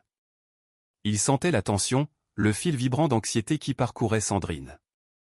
Il pressa sa truffe humide contre sa main, laissant échapper une longue respiration apaisante.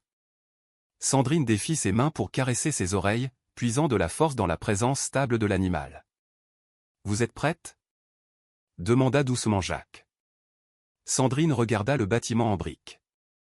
C'était un endroit qu'elle avait évité toute sa vie d'adulte.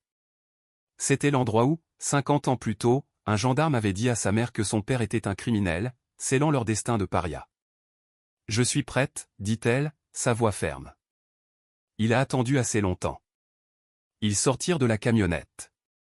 Jacques se pencha derrière le siège et récupéra la lourde caisse en métal rouillé. Elle semblait significative dans ses mains, un poids physique de vérité sur le point de briser un demi-siècle de mensonges. Ils entrèrent dans la gendarmerie côte à côte, Lou marchant parfaitement au pied gauche de Jacques. Le hall était calme, sentant la cire et le café rassis. La jeune femme derrière le haut comptoir, qui n'avait probablement entendu le nom Lefebvre que comme une histoire à ne pas suivre, leva les yeux. Ses yeux s'écarquillèrent en reconnaissant Sandrine, puis se déplacèrent vers le grand chien sérieux. « Nous sommes ici pour voir l'adjudant-chef Bernard, » dit Jacques, sa voix remplissant la pièce d'une autorité calme qui ne souffrait aucune discussion. « Dites-lui que cela concerne l'affaire Lefebvre. » La jeune femme cligna des yeux. « L'affaire Lefebvre, monsieur ? Ce dossier est classé. » « Il est classé depuis. »« Il n'est pas classé, » l'interrompit Sandrine. Sa voix n'était pas forte, mais elle trancha l'air comme un couteau. « Dites-lui que nous avons de nouvelles preuves. Dites-lui que nous avons trouvé mon père. » La couleur quitta le visage de la jeune femme. Elle prit le téléphone, chuchotant avec urgence. Un instant plus tard, la lourde porte des bureaux intérieurs sonna. L'adjudant-chef Lucas Bernard les rejoignit dans le couloir. C'était un homme d'une cinquantaine d'années, au visage lasse et à la carrure épaisse d'un ancien rugbyman. Il avait hérité de l'insigne et de l'histoire de la ville de son père, le défunt adjudant-chef Franck Bernard. Il regarda Jacques, puis Sandrine, et enfin la boîte rouillée dans les bras de Jacques. « Jacques, » dit Bernard en hochant la tête respectueusement. « Mademoiselle Lefebvre. C'est inattendu. Ma planton m'a dit quelque chose à propos de l'avoir trouvé. Nous devons parler, Lucas, » dit Jacques, utilisant le prénom de l'adjudant-chef.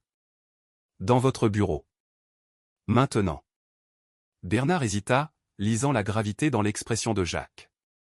Il hocha la tête et les conduisit dans son bureau, fermant la porte et les stores. Il leur fit signe de s'asseoir, mais ni Jacques ni Sandrine ne bougèrent vers les chaises. Ce n'était pas une visite de courtoisie. Jacques s'avança et posa la caisse en métal sur le bureau de l'adjudant-chef. Le son du métal lourd heurtant le bois résonna dans la petite pièce. La rouille s'écailla sur la surface polie. « Savez-vous ce que c'est ? » demanda Jacques. Bernard regarda la boîte en fronçant les sourcils. « On dirait une vieille caissette de sécurité. »« C'est la caissette de la banque communale de Bellecombe, » déclara Jacques. « 1974. Ouvrez-la. » Bernard regarda Jacques, puis tendit la main. Le loquet était déjà cassé depuis que Jacques l'avait forcé dans la gorge. L'adjudant-chef souleva le couvercle. L'odeur de vieux papier et de moisi s'éleva. Bernard fixa les piles de billets, les bandes jaunies encore intactes, les sceaux de la banque non brisés. Il plongea la main et ramassa une liasse, son pouce caressant la date estampillée sur la bande. « La somme exacte, » dit Jacques. « Chaque centime qui a disparu la veille de Noël 1974. Tout est là, Lucas. Il n'a pas dépensé un sou. » Bernard reposa l'argent lentement, son visage pâlissant. « Où avez-vous trouvé ça ? » « Dans la gorge, » répondit Jacques. « Le gouffre du diable. Sa voiture est toujours là, sous le surplomb. Il a été là tout ce temps. » Jacques sortit de sa veste le dossier contenant les recherches de Madame Moreau. Il le posa à côté de l'argent. « Votre père a classé l'affaire sur la base de la théorie selon laquelle Édouard Lefebvre a volé cet argent et s'est enfui avec Monique Martin, » continua Jacques, sa voix s'élevant légèrement. « Il a dit à cette ville qu'ils étaient amants, qu'ils avaient abandonné leur famille. » Jacques tapota le dossier. Monique Martin a déménagé à Nantes.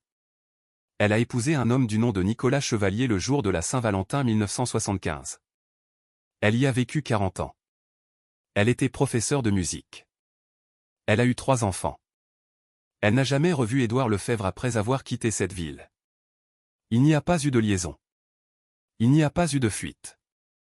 Bernard prit les papiers, parcourant l'acte de mariage et la nécrologie que Madame Moreau avait imprimés. Ses mains se mirent à trembler. Il leva les yeux vers Sandrine, qui se tenait comme une statue, ses yeux brûlants de larmes non versées. « Et ceci, dit Jacques, produisant la dernière preuve, la plus accablante. Il posa le document de transfert hospitalier froissé et taché d'eau sur le bureau. Lisez la date, adjudant-chef. Lisez l'heure. Bernard le lut. Il vit l'horaire de l'opération. Il vit la demande de paiement anticipé. Il ne s'enfuyait pas, déclara Jacques, sa voix tremblante d'émotion. Il était le seul à courir vers sa famille.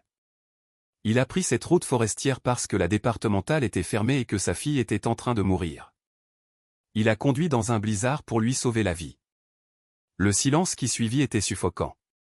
Le bourdonnement des néons semblait crier dans la pièce silencieuse. L'adjudant-chef Bernard fixa les documents, l'argent, et l'ordre de l'hôpital. Le récit qui avait défini la carrière de son père, l'histoire qui avait façonné le jugement de la ville pendant un demi-siècle, se désintégra en quelques secondes. Bernard s'affaissa dans son fauteuil, comme si ses jambes ne pouvaient plus le soutenir. Il regarda Sandrine. Pour la première fois, il ne vit pas la fille d'un criminel. Il vit la victime d'une erreur colossale et tragique. « Mon Dieu » murmura Bernard. « On s'est complètement trompé. On s'est complètement trompé. » Il est mort à 8 kilomètres de sa porte, dit Sandrine, sa voix se brisant. Il a vu les lumières de la maison. Nous avons écouté la cassette. Il me chantait une berceuse quand le pont s'est effondré. Bernard se couvrit le visage de ses mains. Il prit une longue inspiration saccadée. Quand il releva les yeux, ils étaient humides. Il se leva lentement et contourna le bureau. Il s'arrêta devant Sandrine. Il retira son képi et le tint contre sa poitrine. C'était un geste de respect à l'ancienne, quelque chose que son père aurait pu faire, mais sans l'arrogance qui avait aveuglé son prédécesseur.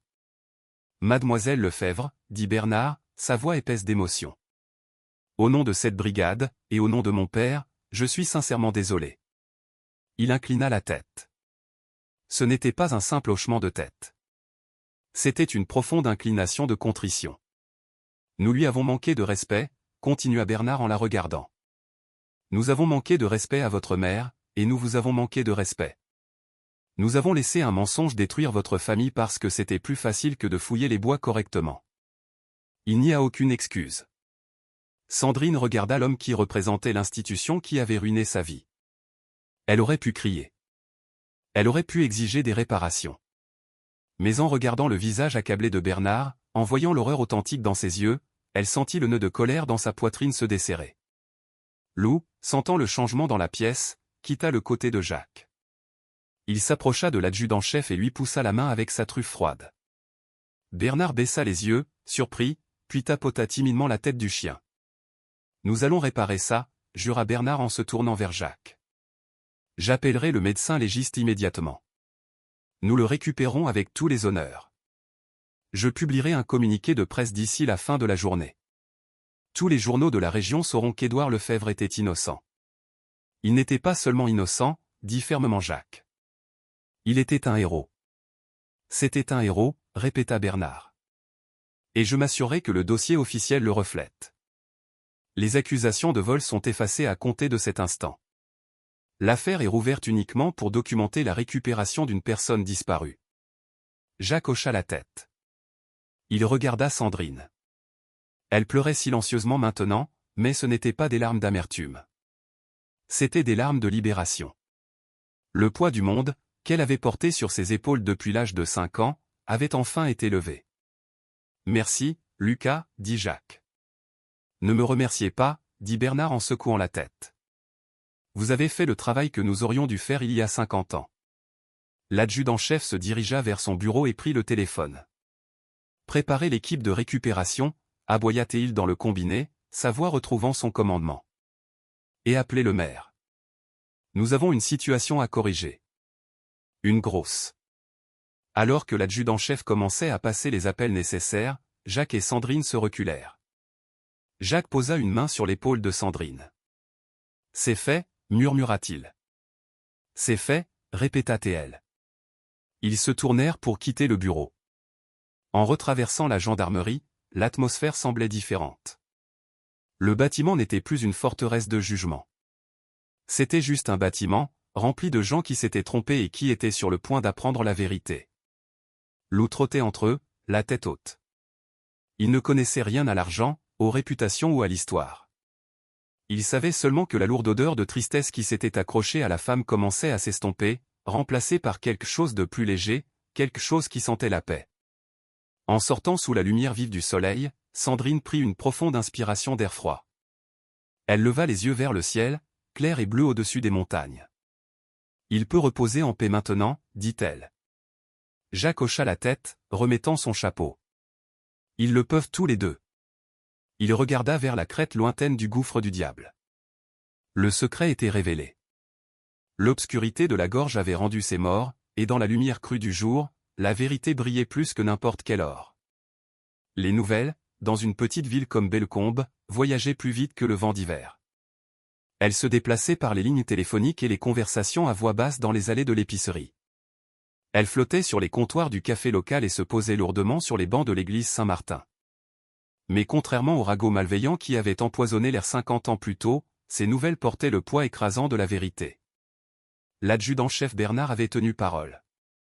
À midi, le communiqué officiel avait été publié. La Gazette de Bellecombe publia une édition spéciale du soir, une seule feuille de papier qui atterrit sur les paillassons avec une finalité silencieuse. Le titre était brut et sans concession, Édouard Lefebvre, héros innocent, retrouvé dans le gouffre du diable. Jacques Dubois était assis sur le porche de la ferme de Sandrine, regardant le soleil commencer sa descente précoce derrière les montagnes. Lou était couché à ses pieds, sa grande tête reposant sur ses pattes, ses yeux ambrés observant la route. Le chien semblait sentir le changement d'atmosphère. L'air autour de la ferme, habituellement épais d'isolement et de défiance, semblait différent aujourd'hui. Il semblait exposé. À l'intérieur de la maison, Sandrine était assise à sa table de cuisine, lisant l'article de journal pour la 10e fois. Elle n'avait pas pleuré depuis la gendarmerie. Elle semblait être dans un état de choc, attendant que le couperet tombe, attendant que la ville trouve un moyen de tordre cette nouvelle vérité pour en faire à nouveau un mensonge. Mais la torsion ne vint jamais. À la place, le silence arriva. C'était un silence lourd et honteux qui recouvrit la vallée. Les résidents âgés de Bellecombe, ceux qui se souvenaient de 1974, furent les premiers à le sentir. Ils se souvenaient des chuchotements. Ils se souvenaient comment ils traversaient la rue pour éviter Marie Lefebvre, la mère de Sandrine. Ils se souvenaient comment les caissières inspectaient l'argent de Marie comme s'il était sale, faisant des commentaires bruyants sur les fonds de charité volés. Ils se souvenaient comment une petite Sandrine de 5 ans avait été désinvitée des fêtes d'anniversaire, la laissant debout à son portail dans une robe de fête que personne ne verrait. Ils avaient détruit une veuve en deuil et une enfant innocente sur la base d'un mensonge. Et maintenant, le fantôme d'Édouard Lefebvre était revenu pour leur présenter la note de leur cruauté. La première voiture apparut juste au moment où le crépuscule commençait à drainer la couleur du ciel. Jacques se raidit, sa main se portant instinctivement sur le collier de l'eau. Il regarda le véhicule, une berline bleue discrète, ralentir au bout de la longue allée de gravier. Elle ne tourna pas. Elle se gara sur l'accotement de la route et s'arrêta. « Il y a quelqu'un » appela doucement Jacques vers la porte moustiquaire. Sandrine apparut, l'air anxieux. « Des journalistes ? » « Je ne crois pas, » dit Jacques. Une femme âgée sortit de la voiture. Jacques la reconnut. C'était Madame Colette Roux, la propriétaire de la boulangerie du centre-ville. Elle se déplaçait lentement, s'appuyant sur une canne. Elle marcha jusqu'au bord de l'allée, juste là où la propriété des Lefebvre rencontrait la voie publique. Elle se pencha avec difficulté et posa quelque chose par terre. Puis elle se redressa, s'essuya les yeux avec un mouchoir et remonta dans sa voiture. Elle s'éloigna sans se retourner. « Qu'est-ce qu'elle a laissé ?» demanda Sandrine, sa voix tremblante. « Restez ici, » dit Jacques. Il descendit la longue allée, Lou trottant à ses côtés. Quand ils atteignirent la route, Jacques baissa les yeux. C'était une bougie dans un bocal en verre, du genre utilisé pour les veillées religieuses. La flamme vacillait courageusement contre le vent qui se levait. À côté, reposait une seule rose blanche. Jacques leva les yeux vers la route. Une autre voiture approchait. Puis une autre. Il retourna à la maison. « vous devez voir ça, Sandrine. » Au cours de l'heure suivante, une procession commença. Elle n'était ni organisée ni bruyante. C'était une effusion spontanée de regrets. Les voitures venaient de la ville, serpentant sur la route de la vallée. Elles étaient conduites par les gens qui avaient jugé, et par les enfants de ceux qui avaient jugé. Ils ne montaient pas jusqu'à la maison. Ils n'empiétaient pas. Ils comprenaient, peut-être pour la première fois, qu'ils avaient perdu le droit d'entrer dans le sanctuaire de Sandrine. Au lieu de cela, ils s'arrêtaient à la route. Ils laissaient des bougies. Ils laissaient des bouquets de fleurs achetés à l'épicerie. Certains laissaient des notes manuscrites, lestées par des pierres. À 7 heures du soir, l'obscurité était complète, mais le bout de l'allée de Sandrine flamboyait de lumière. Sandrine se tenait sur le porche, enveloppée dans son manteau, fixant la ligne d'illumination. Elle s'étendait le long de la clôture, s'allongeant à chaque minute qui passait. On aurait dit une piste d'atterrissage. « Il s'excuse, » dit doucement Jacques, debout à côté d'elle. « Il nous détestait, » murmura Sandrine, sa voix s'étranglant. « Ils ont laissé ma mère mourir de chagrin. Madame Rowe. Elle refusait de servir ma mère à la boulangerie. Elle disait qu'elle ne servait pas les voleurs. Et maintenant elle sait, » dit Jacques. « Elle sait qu'elle avait tort. Ils le savent tous. » Lou gémit doucement et pressa son flanc contre les jambes de Sandrine. Il regarda les lumières, sa queue donnant un lambattement rythmique. Pour le chien, les lumières n'étaient pas des symboles de culpabilité. C'était juste de la chaleur dans l'obscurité. « Je veux y aller, » dit soudain Sandrine. « Je marcherai avec vous, » répondit Jacques. Ils descendirent l'allée de gravier, le craquement de leurs bottes étant le seul son dans la nuit. En approchant de la route, la lueur des bougies devint plus forte. Il devait y en avoir une centaine maintenant, vacillant dans des bocaux, des tasses, des lanternes. L'odeur de cire et de parfum floral flottait dans l'air froid. Une camionnette s'arrêta alors qu'ils atteignaient le portail. C'était une vieille camionnette, semblable à celle de Jacques. Un vieil homme en sortit. Il portait une casquette de coopérative délavée et une veste épaisse. Jacques le reconnut comme étant Monsieur Jean Leclerc, un bûcheron à la retraite qui avait travaillé dans les bois dans les années 70. Leclerc vit Sandrine et s'arrêta. Il avait l'air terriblement vieux et fragile à la lueur des bougies. Il retira sa casquette, la serrant dans des mains noueuses et tremblantes. « Sandrine » croassa-t-il, sa voix sonnant comme des pierres qui grincent. Sandrine tint bon, sa main reposant sur la tête de Lou. « Monsieur Leclerc. » Le vieil homme regarda le sol, puis les bougies, et enfin croisa son regard. Son visage était gravé d'un profond chagrin. « J'étais là, » dit-il. « Le soir où les recherches ont été annulées. Le gendarme a dit qu'Édouard s'était enfui. J'ai dit au gars de la Syrie que j'avais toujours su qu'Édouard n'était pas quelqu'un de bien. Je l'ai dit fort. J'ai laissé les gens m'entendre. » Il prit une inspiration tremblante, des larmes coulant sur ses joues burinées. « J'avais tort. Je suis tellement désolé, Sandrine. Je suis tellement désolé pour Marie. C'était une femme bien, et nous l'avons traitée comme de la saleté. » Il se pencha dans la benne de sa camionnette et en sortit une couronne faite de branches de pin et de houx. Il la déposa doucement à côté des autres fleurs. « Pour votre père, » murmura-t-il. L'homme le plus courageux que Bellecombe ait jamais connu.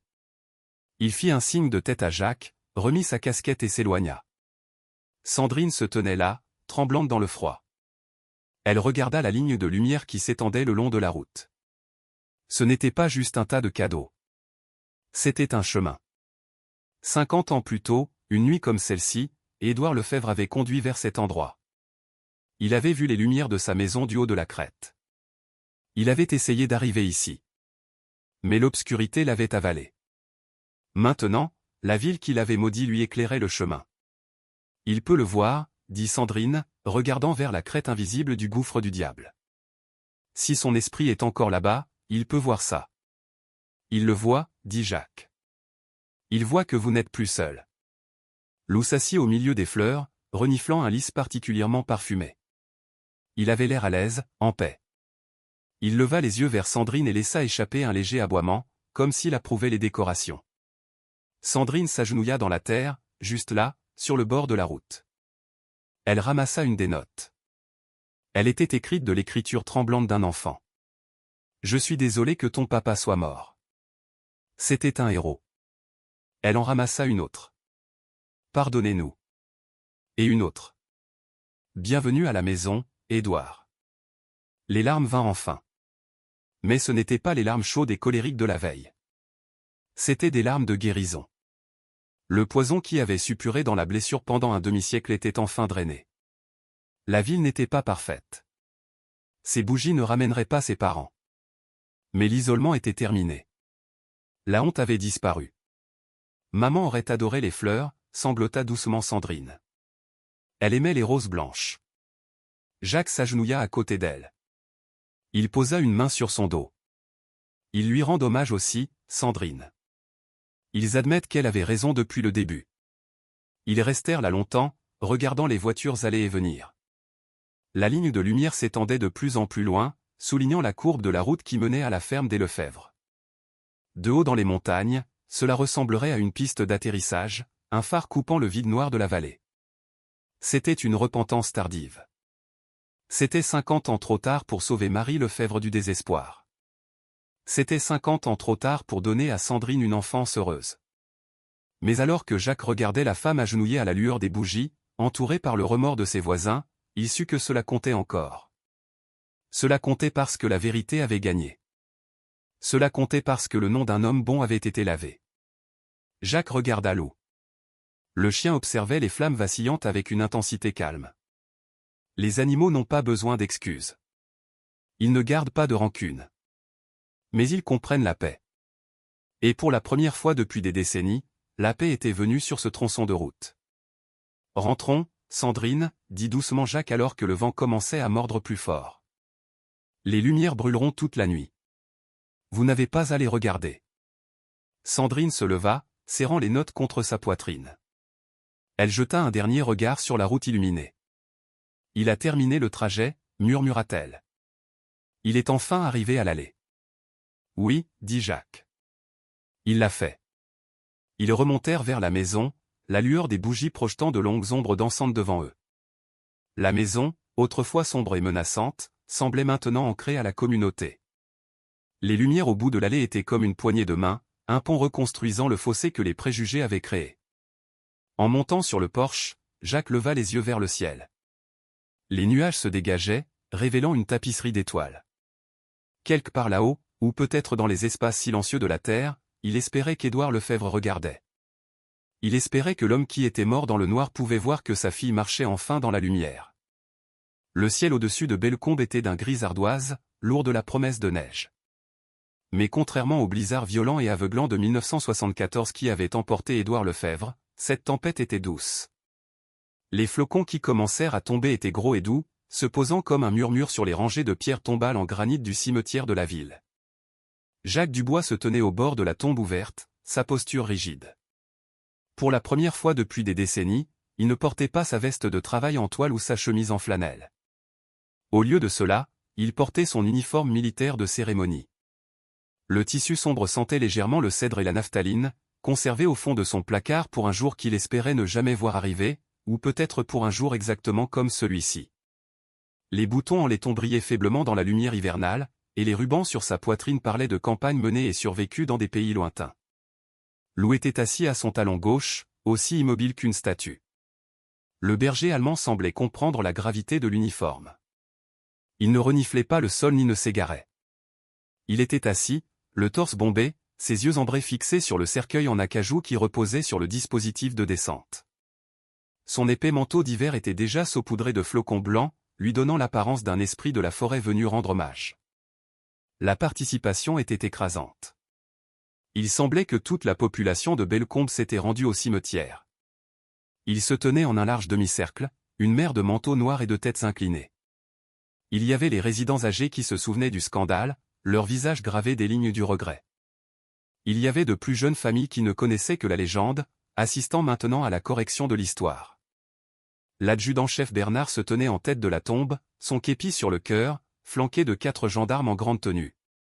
Sandrine Lefebvre se tenait seule au pied de la tombe. Elle paraissait petite sur fond de montagnes imposantes, mais elle se tenait avec une dignité qui faisait taire le vent. Elle fixait la pierre tombale à côté de la fosse ouverte. Elle était usée et moussue, portant le nom Marie Lefèvre, 1940 à 1980. Pendant 44 ans, Marie avait reposé là, seule. Elle était morte de chagrin, croyant que son mari l'avait abandonnée. Aujourd'hui, cette solitude prenait fin. Les porteurs, 6 hommes de la section locale des anciens combattants que Jacques avait personnellement recrutés, reculèrent. Le cercueil était petit, ne contenant que les restes squelettiques récupérés de la gorge, mais il était drapé d'un drapeau français. Édouard Lefèvre avait aussi été un ancien combattant, un fait que la ville avait commodément oublié lorsqu'elle l'avait marqué comme un voleur. Le père François Garnier s'avança, sa voix basse et résonnante, se propageant facilement dans le calme. Nous confions le corps d'Édouard Lefèvre à la terre, entonna-t-il. De la terre à la terre, des cendres aux cendres, de la poussière à la poussière. Nous ne le faisons pas dans la tristesse d'une vie perdue en vain, mais en l'honneur d'une vie donnée par amour.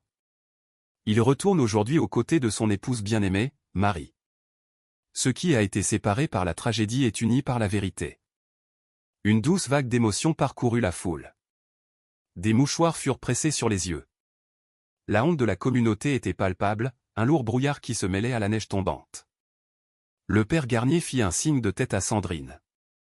Mademoiselle Lefèvre. Sandrine s'avança. Elle n'avait pas d'éloge funèbre écrit sur papier. Elle ne portait que le vieux lecteur de cassettes à piles que Jacques avait réparé. Ses mains tremblaient légèrement alors qu'elle le posait sur la petite table installée à côté de la tombe. « Mon père n'a pas pu dire au revoir », dit Sandrine, sa voix claire et portant jusqu'au fond de la foule. « Il n'a pas pu vieillir avec ma mère. Il n'a pas pu me voir grandir. Pendant 50 ans, le silence a été son seul héritage. » Elle appuya sur le bouton du lecteur. « Mais il a laissé une voix, continua-t-elle. Et je veux que vous l'entendiez tous. » Le sifflement statique de la bande vieille de 50 ans perça le silence du cimetière. La foule se pencha, Lou inclina la tête, ses oreilles pivotant vers le son familier de l'homme de la cuisine. Puis la voix d'Édouard flotta au-dessus des tombes enneigées. Elle était éraillée et distante, filtrée par des décennies de décomposition et de dégradation magnétique, mais la chaleur était indubitable. « Fais dodo, ma petite, fais dodo. Ton père veille sur ton repos. » Le son de la berceuse, chanté par un homme mourant de froid dans un blizzard, déchira le cœur de toutes les personnes présentes. C'était une voix dépouillée de toute prétention, une voix d'amour pur et sans phare. Des hommes qui n'avaient pas pleuré depuis des années baissèrent les yeux sur leurs bottes, clignant rapidement des yeux. Des femmes serrèrent leurs enfants plus fort. La bande continua. Le vent hurlait en arrière-plan de l'enregistrement, le moteur gémissait, puis le moment qui avait brisé le monde de Sandrine avant de le reconstruire, je les vois. Je vois les lumières à travers les arbres, en bas dans la vallée. Je peux voir les lumières des maisons, Marie. Un hoquet collectif parcourut la foule. L'entendre parler de voir sa maison, sachant qu'il était à quelques minutes de la mort, était dévastateur. La tragédie n'était pas seulement qu'il soit mort, c'était qu'il y était presque. Sandrine laissa la bande tourner jusqu'à la toute fin, jusqu'à ce que les mots murmurés, « Sandrine. Papa a essayé. » se fondent dans le statique. Puis elle appuya sur stop. Il rentrait à la maison, dit Sandrine, des larmes coulant librement sur son visage, gelant maintenant sur ses joues. Il ne nous a jamais quittés. Il rentrait à la maison. Elle s'agenouilla et posa une main sur le cercueil. Bienvenue à la maison, papa. Alors que le mécanisme commençait à descendre le cercueil dans la terre sombre à côté de Marie, un silence plus profond que l'air hivernal s'installa sur le groupe. C'était l'heure des derniers honneurs. L'adjudant-chef Bernard fit un signe de tête sec. 2 gendarmes s'avancèrent, prirent le drapeau du cercueil et commencèrent le pliage précis et rituel. Le triangle de bleu et d'étoiles fut passé à Sandrine.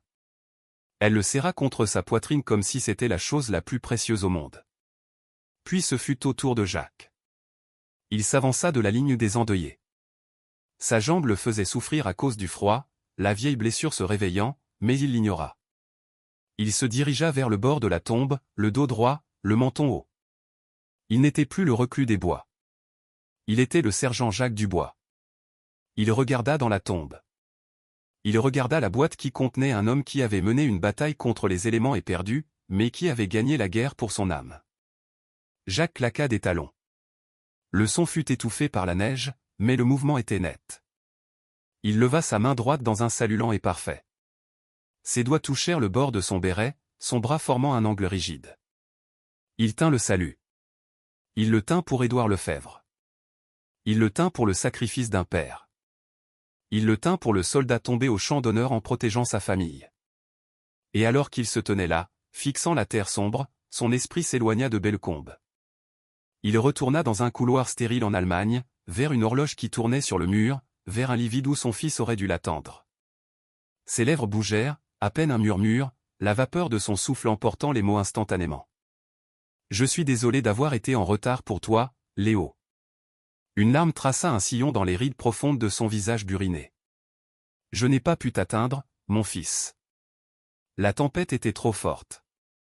J'ai porté cet échec chaque jour pendant 35 ans. » Il regarda le cercueil d'Édouard Lefebvre, reposant maintenant au fond de la tombe. « Mais je l'ai aidé, » murmura Jacques au fantôme de son garçon. « Je l'ai aidé à rentrer à la maison. Je ne l'ai pas laissé dehors dans le froid. J'ai terminé la mission, Léo. Je l'ai terminée. » Lou, sentant le changement dans l'énergie de Jacques, l'immense libération d'un fardeau porté trop longtemps, se leva. Il se déplaça aux côtés de Jacques et appuya son lourd corps contre la jambe de l'homme. Il laissa échapper un son bas et plaintif, pas tout à fait un hurlement, mais une profonde vibration dans sa gorge qui semblait dire « Je sais. Je suis là. » Jacques baissa lentement la main. Il la posa sur la tête de Lou, ses doigts s'enfouissant dans la fourrure épaisse et chaude. La connexion le ramena à la réalité, le tirant du bord de son propre chagrin. La cérémonie se termina. La foule commença à se disperser, se dirigeant lentement vers leur voiture, la neige crissant doucement sous des centaines de pieds. Ils parlaient à voix basse, beaucoup s'arrêtant pour offrir une main ou un mot à Sandrine. La honte de la ville commençait à guérir, lavée par la vérité. Sandrine resta près de la tombe alors que les fossoyeurs commençaient leur travail. Jacques attendit avec elle. « Merci, Jacques, dit-elle, ses yeux fixés sur la terre. Vous m'avez rendu ma vie. » « C'est lui qui vous l'a rendu, corrigea doucement Jacques. Je n'ai fait que livrer le message. » « Vous avez fait plus que ça, dit-elle en se tournant vers lui. Elle regarda son uniforme, les rubans sur sa poitrine. Vous l'avez veillé. Vous et Lou. Vous l'avez traité avec honneur quand personne d'autre ne le faisait. C'était la chose juste à faire, dit Jacques. Il regarda la neige tomber plus fort maintenant, couvrant la terre fraîche, couvrant les vieilles cicatrices du cimetière. Le manteau blanc donnait à tout un air propre, nouveau. Ils sont ensemble maintenant, dit Jacques en regardant les deux pierres tombales, Marie et Édouard. L'attente est terminée. Oui, dit Sandrine, un petit sourire triste effleurant ses lèvres. L'attente est terminée. Jacques siffla pour Lou. Allons-y, mon grand. Laissons-les reposer. Ils s'éloignèrent de la tombe, laissant Sandrine à un moment privée avec ses parents. En marchant vers la camionnette, Jacques sentit une étrange légèreté dans sa poitrine. Le chagrin pour Léo était toujours là. Il le serait toujours.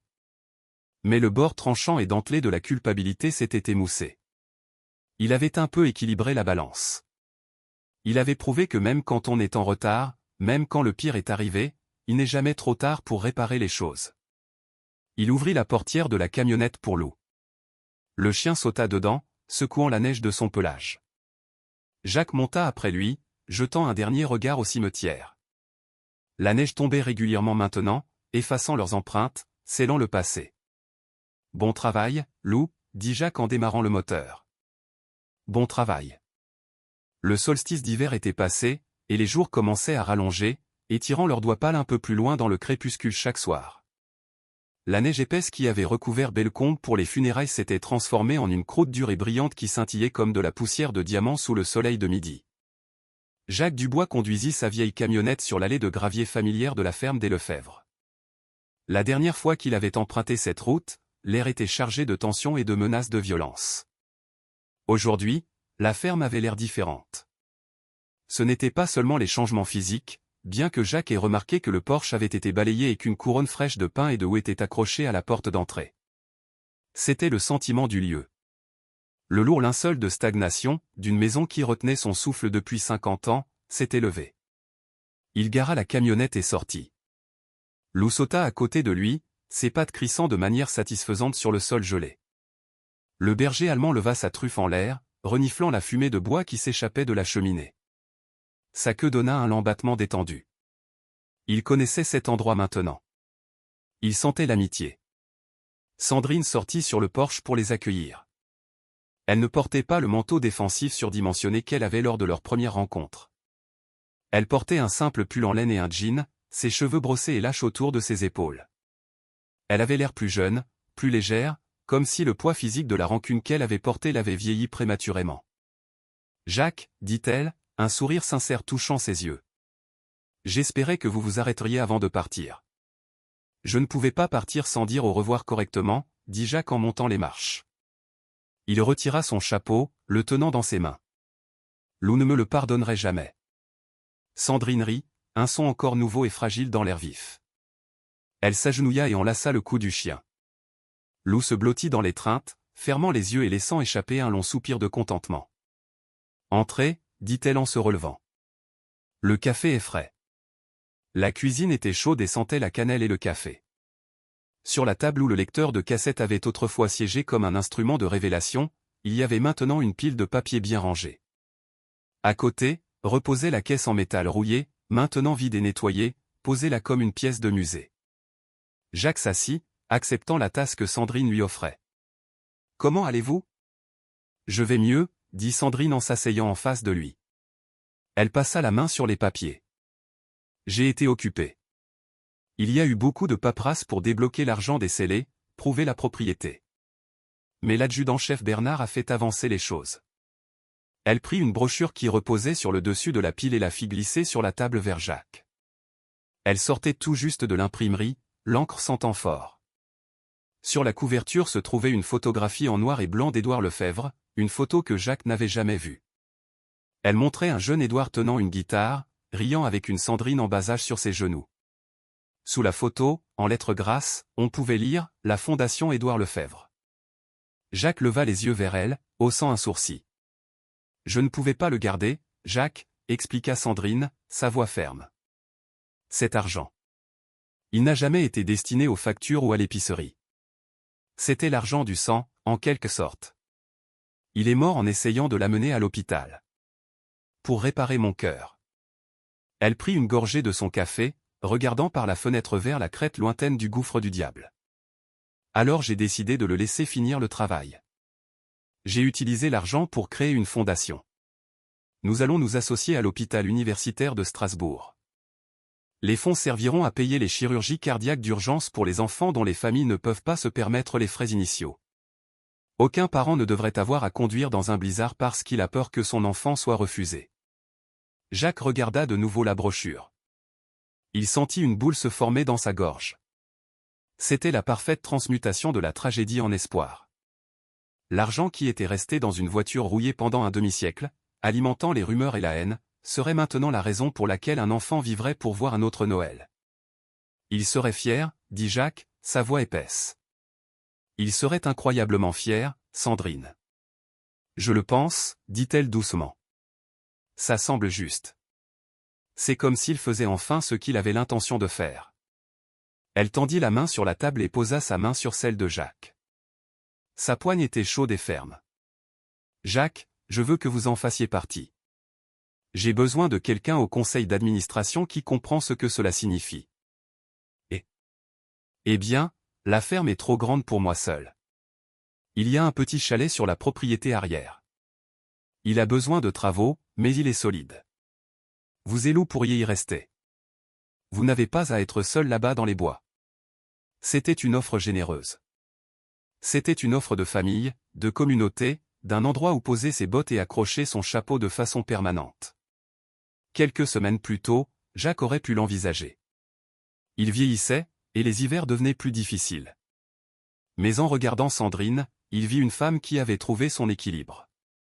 Elle n'avait plus besoin d'un protecteur. Elle avait l'amour de son père, le souvenir de sa mère et un nouveau but. Elle était entière. Et Jacques réalisa, avec une clarté tranquille, que sa propre guérison ne résidait pas dans la sédentarité. Sa guérison résidait dans le mouvement, dans la recherche. Il avait trouvé la paix avec Léo, non pas en restant immobile, mais en ramenant Édouard à la maison. « Sandrine, » dit doucement Jacques, retournant sa main pour la serrer. « C'est l'offre la plus gentille que l'on m'ait faite depuis longtemps. Mais je ne peux pas rester. Pourquoi pas? Demanda-t-elle, une ombre de déception traversant son visage. Je suis un homme de la route, dit Jacques en se penchant en arrière. J'ai vécu dans le silence trop longtemps. Mon travail ici est terminé. Vous avez la vérité maintenant. Vous avez retrouvé votre père. Vous n'avez pas besoin d'un vieux soldat et de son chien pour encombrer votre vie. Vous ne l'encombreriez pas, argumenta T.L. doucement. Vous êtes un ami. Et je le serai toujours, promit Jacques. Mais il y a d'autres endroits, d'autres coins tranquilles. Peut-être d'autres choses qui ont besoin d'être trouvées. Lou devient agité si nous restons trop longtemps au même endroit. À la mention de son nom, Lou battit de la queue contre le plancher. Sandrine le regarda longuement, étudiant son visage buriné. Elle y vit la résolution, la même détermination tranquille qui l'avait conduit au fond de la gorge. Elle hocha la tête, comprenant. D'accord, dit-elle. Mais vous promettez de passer me voir quand vous serez de passage. Je le promets, dit Jacques. Ils finirent leur café dans un silence confortable, celui partagé par des personnes qui ont traversé une tempête ensemble et en sont sorties de l'autre côté. Quand ils sortirent vers la camionnette, l'après-midi commençait à décliner. Le soleil plongeait bas à l'ouest, peignant le ciel de touches de violet et d'orange brûlé. La neige sur les champs captait la lumière, brillant d'un feu doux et éthéré. Jacques ouvrit la portière passager pour Lou. Le chien sauta dedans sans effort, s'installant sur la banquette usée. Il regarda Sandrine, laissant échapper un court aboiement d'adieu. Jacques se tourna vers Sandrine. Elle semblait en paix, debout sur les marches de son Porsche. Le regard hanté avait disparu. La colère avait disparu. Elle n'était qu'une femme, debout devant sa maison, prête à commencer à vivre le reste de sa vie. « Merci, Jacques, dit-elle, sa voix claire. Pour tout. Pour m'avoir rendu mon nom. Occupez-vous bien de cette fondation, dit Jacques en mettant son chapeau. Sauvez quelques cœurs. Je le ferai. Jacques contourna la camionnette et monta. Le vieux véhicule gémit alors qu'il s'installait, un son familier et réconfortant. Il démarra le moteur, qui rugit, avide de la route. Il passa la première et baissa la vitre. Sandrine faisait un signe de la main, un mouvement lent et doux. Elle souriait, un sourire paisible qui atteignait ses yeux. Jacques leva la main en retour, puis fit demi-tour. En descendant la longue allée, passant l'endroit où la ville avait placé les bougies, il sentit une profonde sensation de légèreté. Le fantôme de Léo, qui avait marché à ses côtés pendant 35 ans, semblait moins une présence obsédante qu'un compagnon tranquille. Il avait fait la paix avec le concept d'être en retard. Il comprenait maintenant que le temps n'était pas seulement une ligne droite d'occasion manquée. C'était un cercle. L'amour pouvait revenir, même après 50 ans. Il prit la route départementale, direction ouest, directement vers le soleil couchant. La lumière inonda la cabine, chaude et aveuglante. À ses côtés, Lou changea de position. Le grand chien s'étira, posant sa lourde tête sur la cuisse droite de Jacques. C'était un geste de confiance et de contentement absolu. Jacques quitta le volant de sa main pour la poser sur la tête du chien, ses doigts s'enfouissant dans la fourrure douce derrière les oreilles. « On a bien travaillé, Lou, » murmura Jacques à la route vide. « On a bien travaillé. » La route s'étendait devant eux, un ruban d'asphalte coupant à travers le monde enneigé. Ils avançaient, laissant derrière eux la vallée du vent et des fantômes. Il y avait des kilomètres à parcourir, d'autres montagnes à gravir, d'autres histoires endormies dans le silence du monde. Mais pour l'instant, il n'y avait que le bourdonnement des pneus, la chaleur du soleil et la respiration régulière et rythmée du chien à ses côtés. Jacques Dubois continua sa route, un homme ne fuyant plus son passé, mais conduisant résolument vers ce qui se trouvait par-delà l'horizon. Parfois, les lettres les plus importantes sont celles qui mettent toute une vie à être livrées. Édouard Lefebvre a prouvé que l'amour d'un père peut survivre à l'hiver le plus froid, et Jacques nous a montré qu'il n'est jamais trop tard pour guérir le passé. Si cette histoire a touché votre cœur, n'hésitez pas à la partager avec un ami. Votre soutien nous aide à faire vivre ces souvenirs. Nous serions honorés de vous compter parmi notre communauté.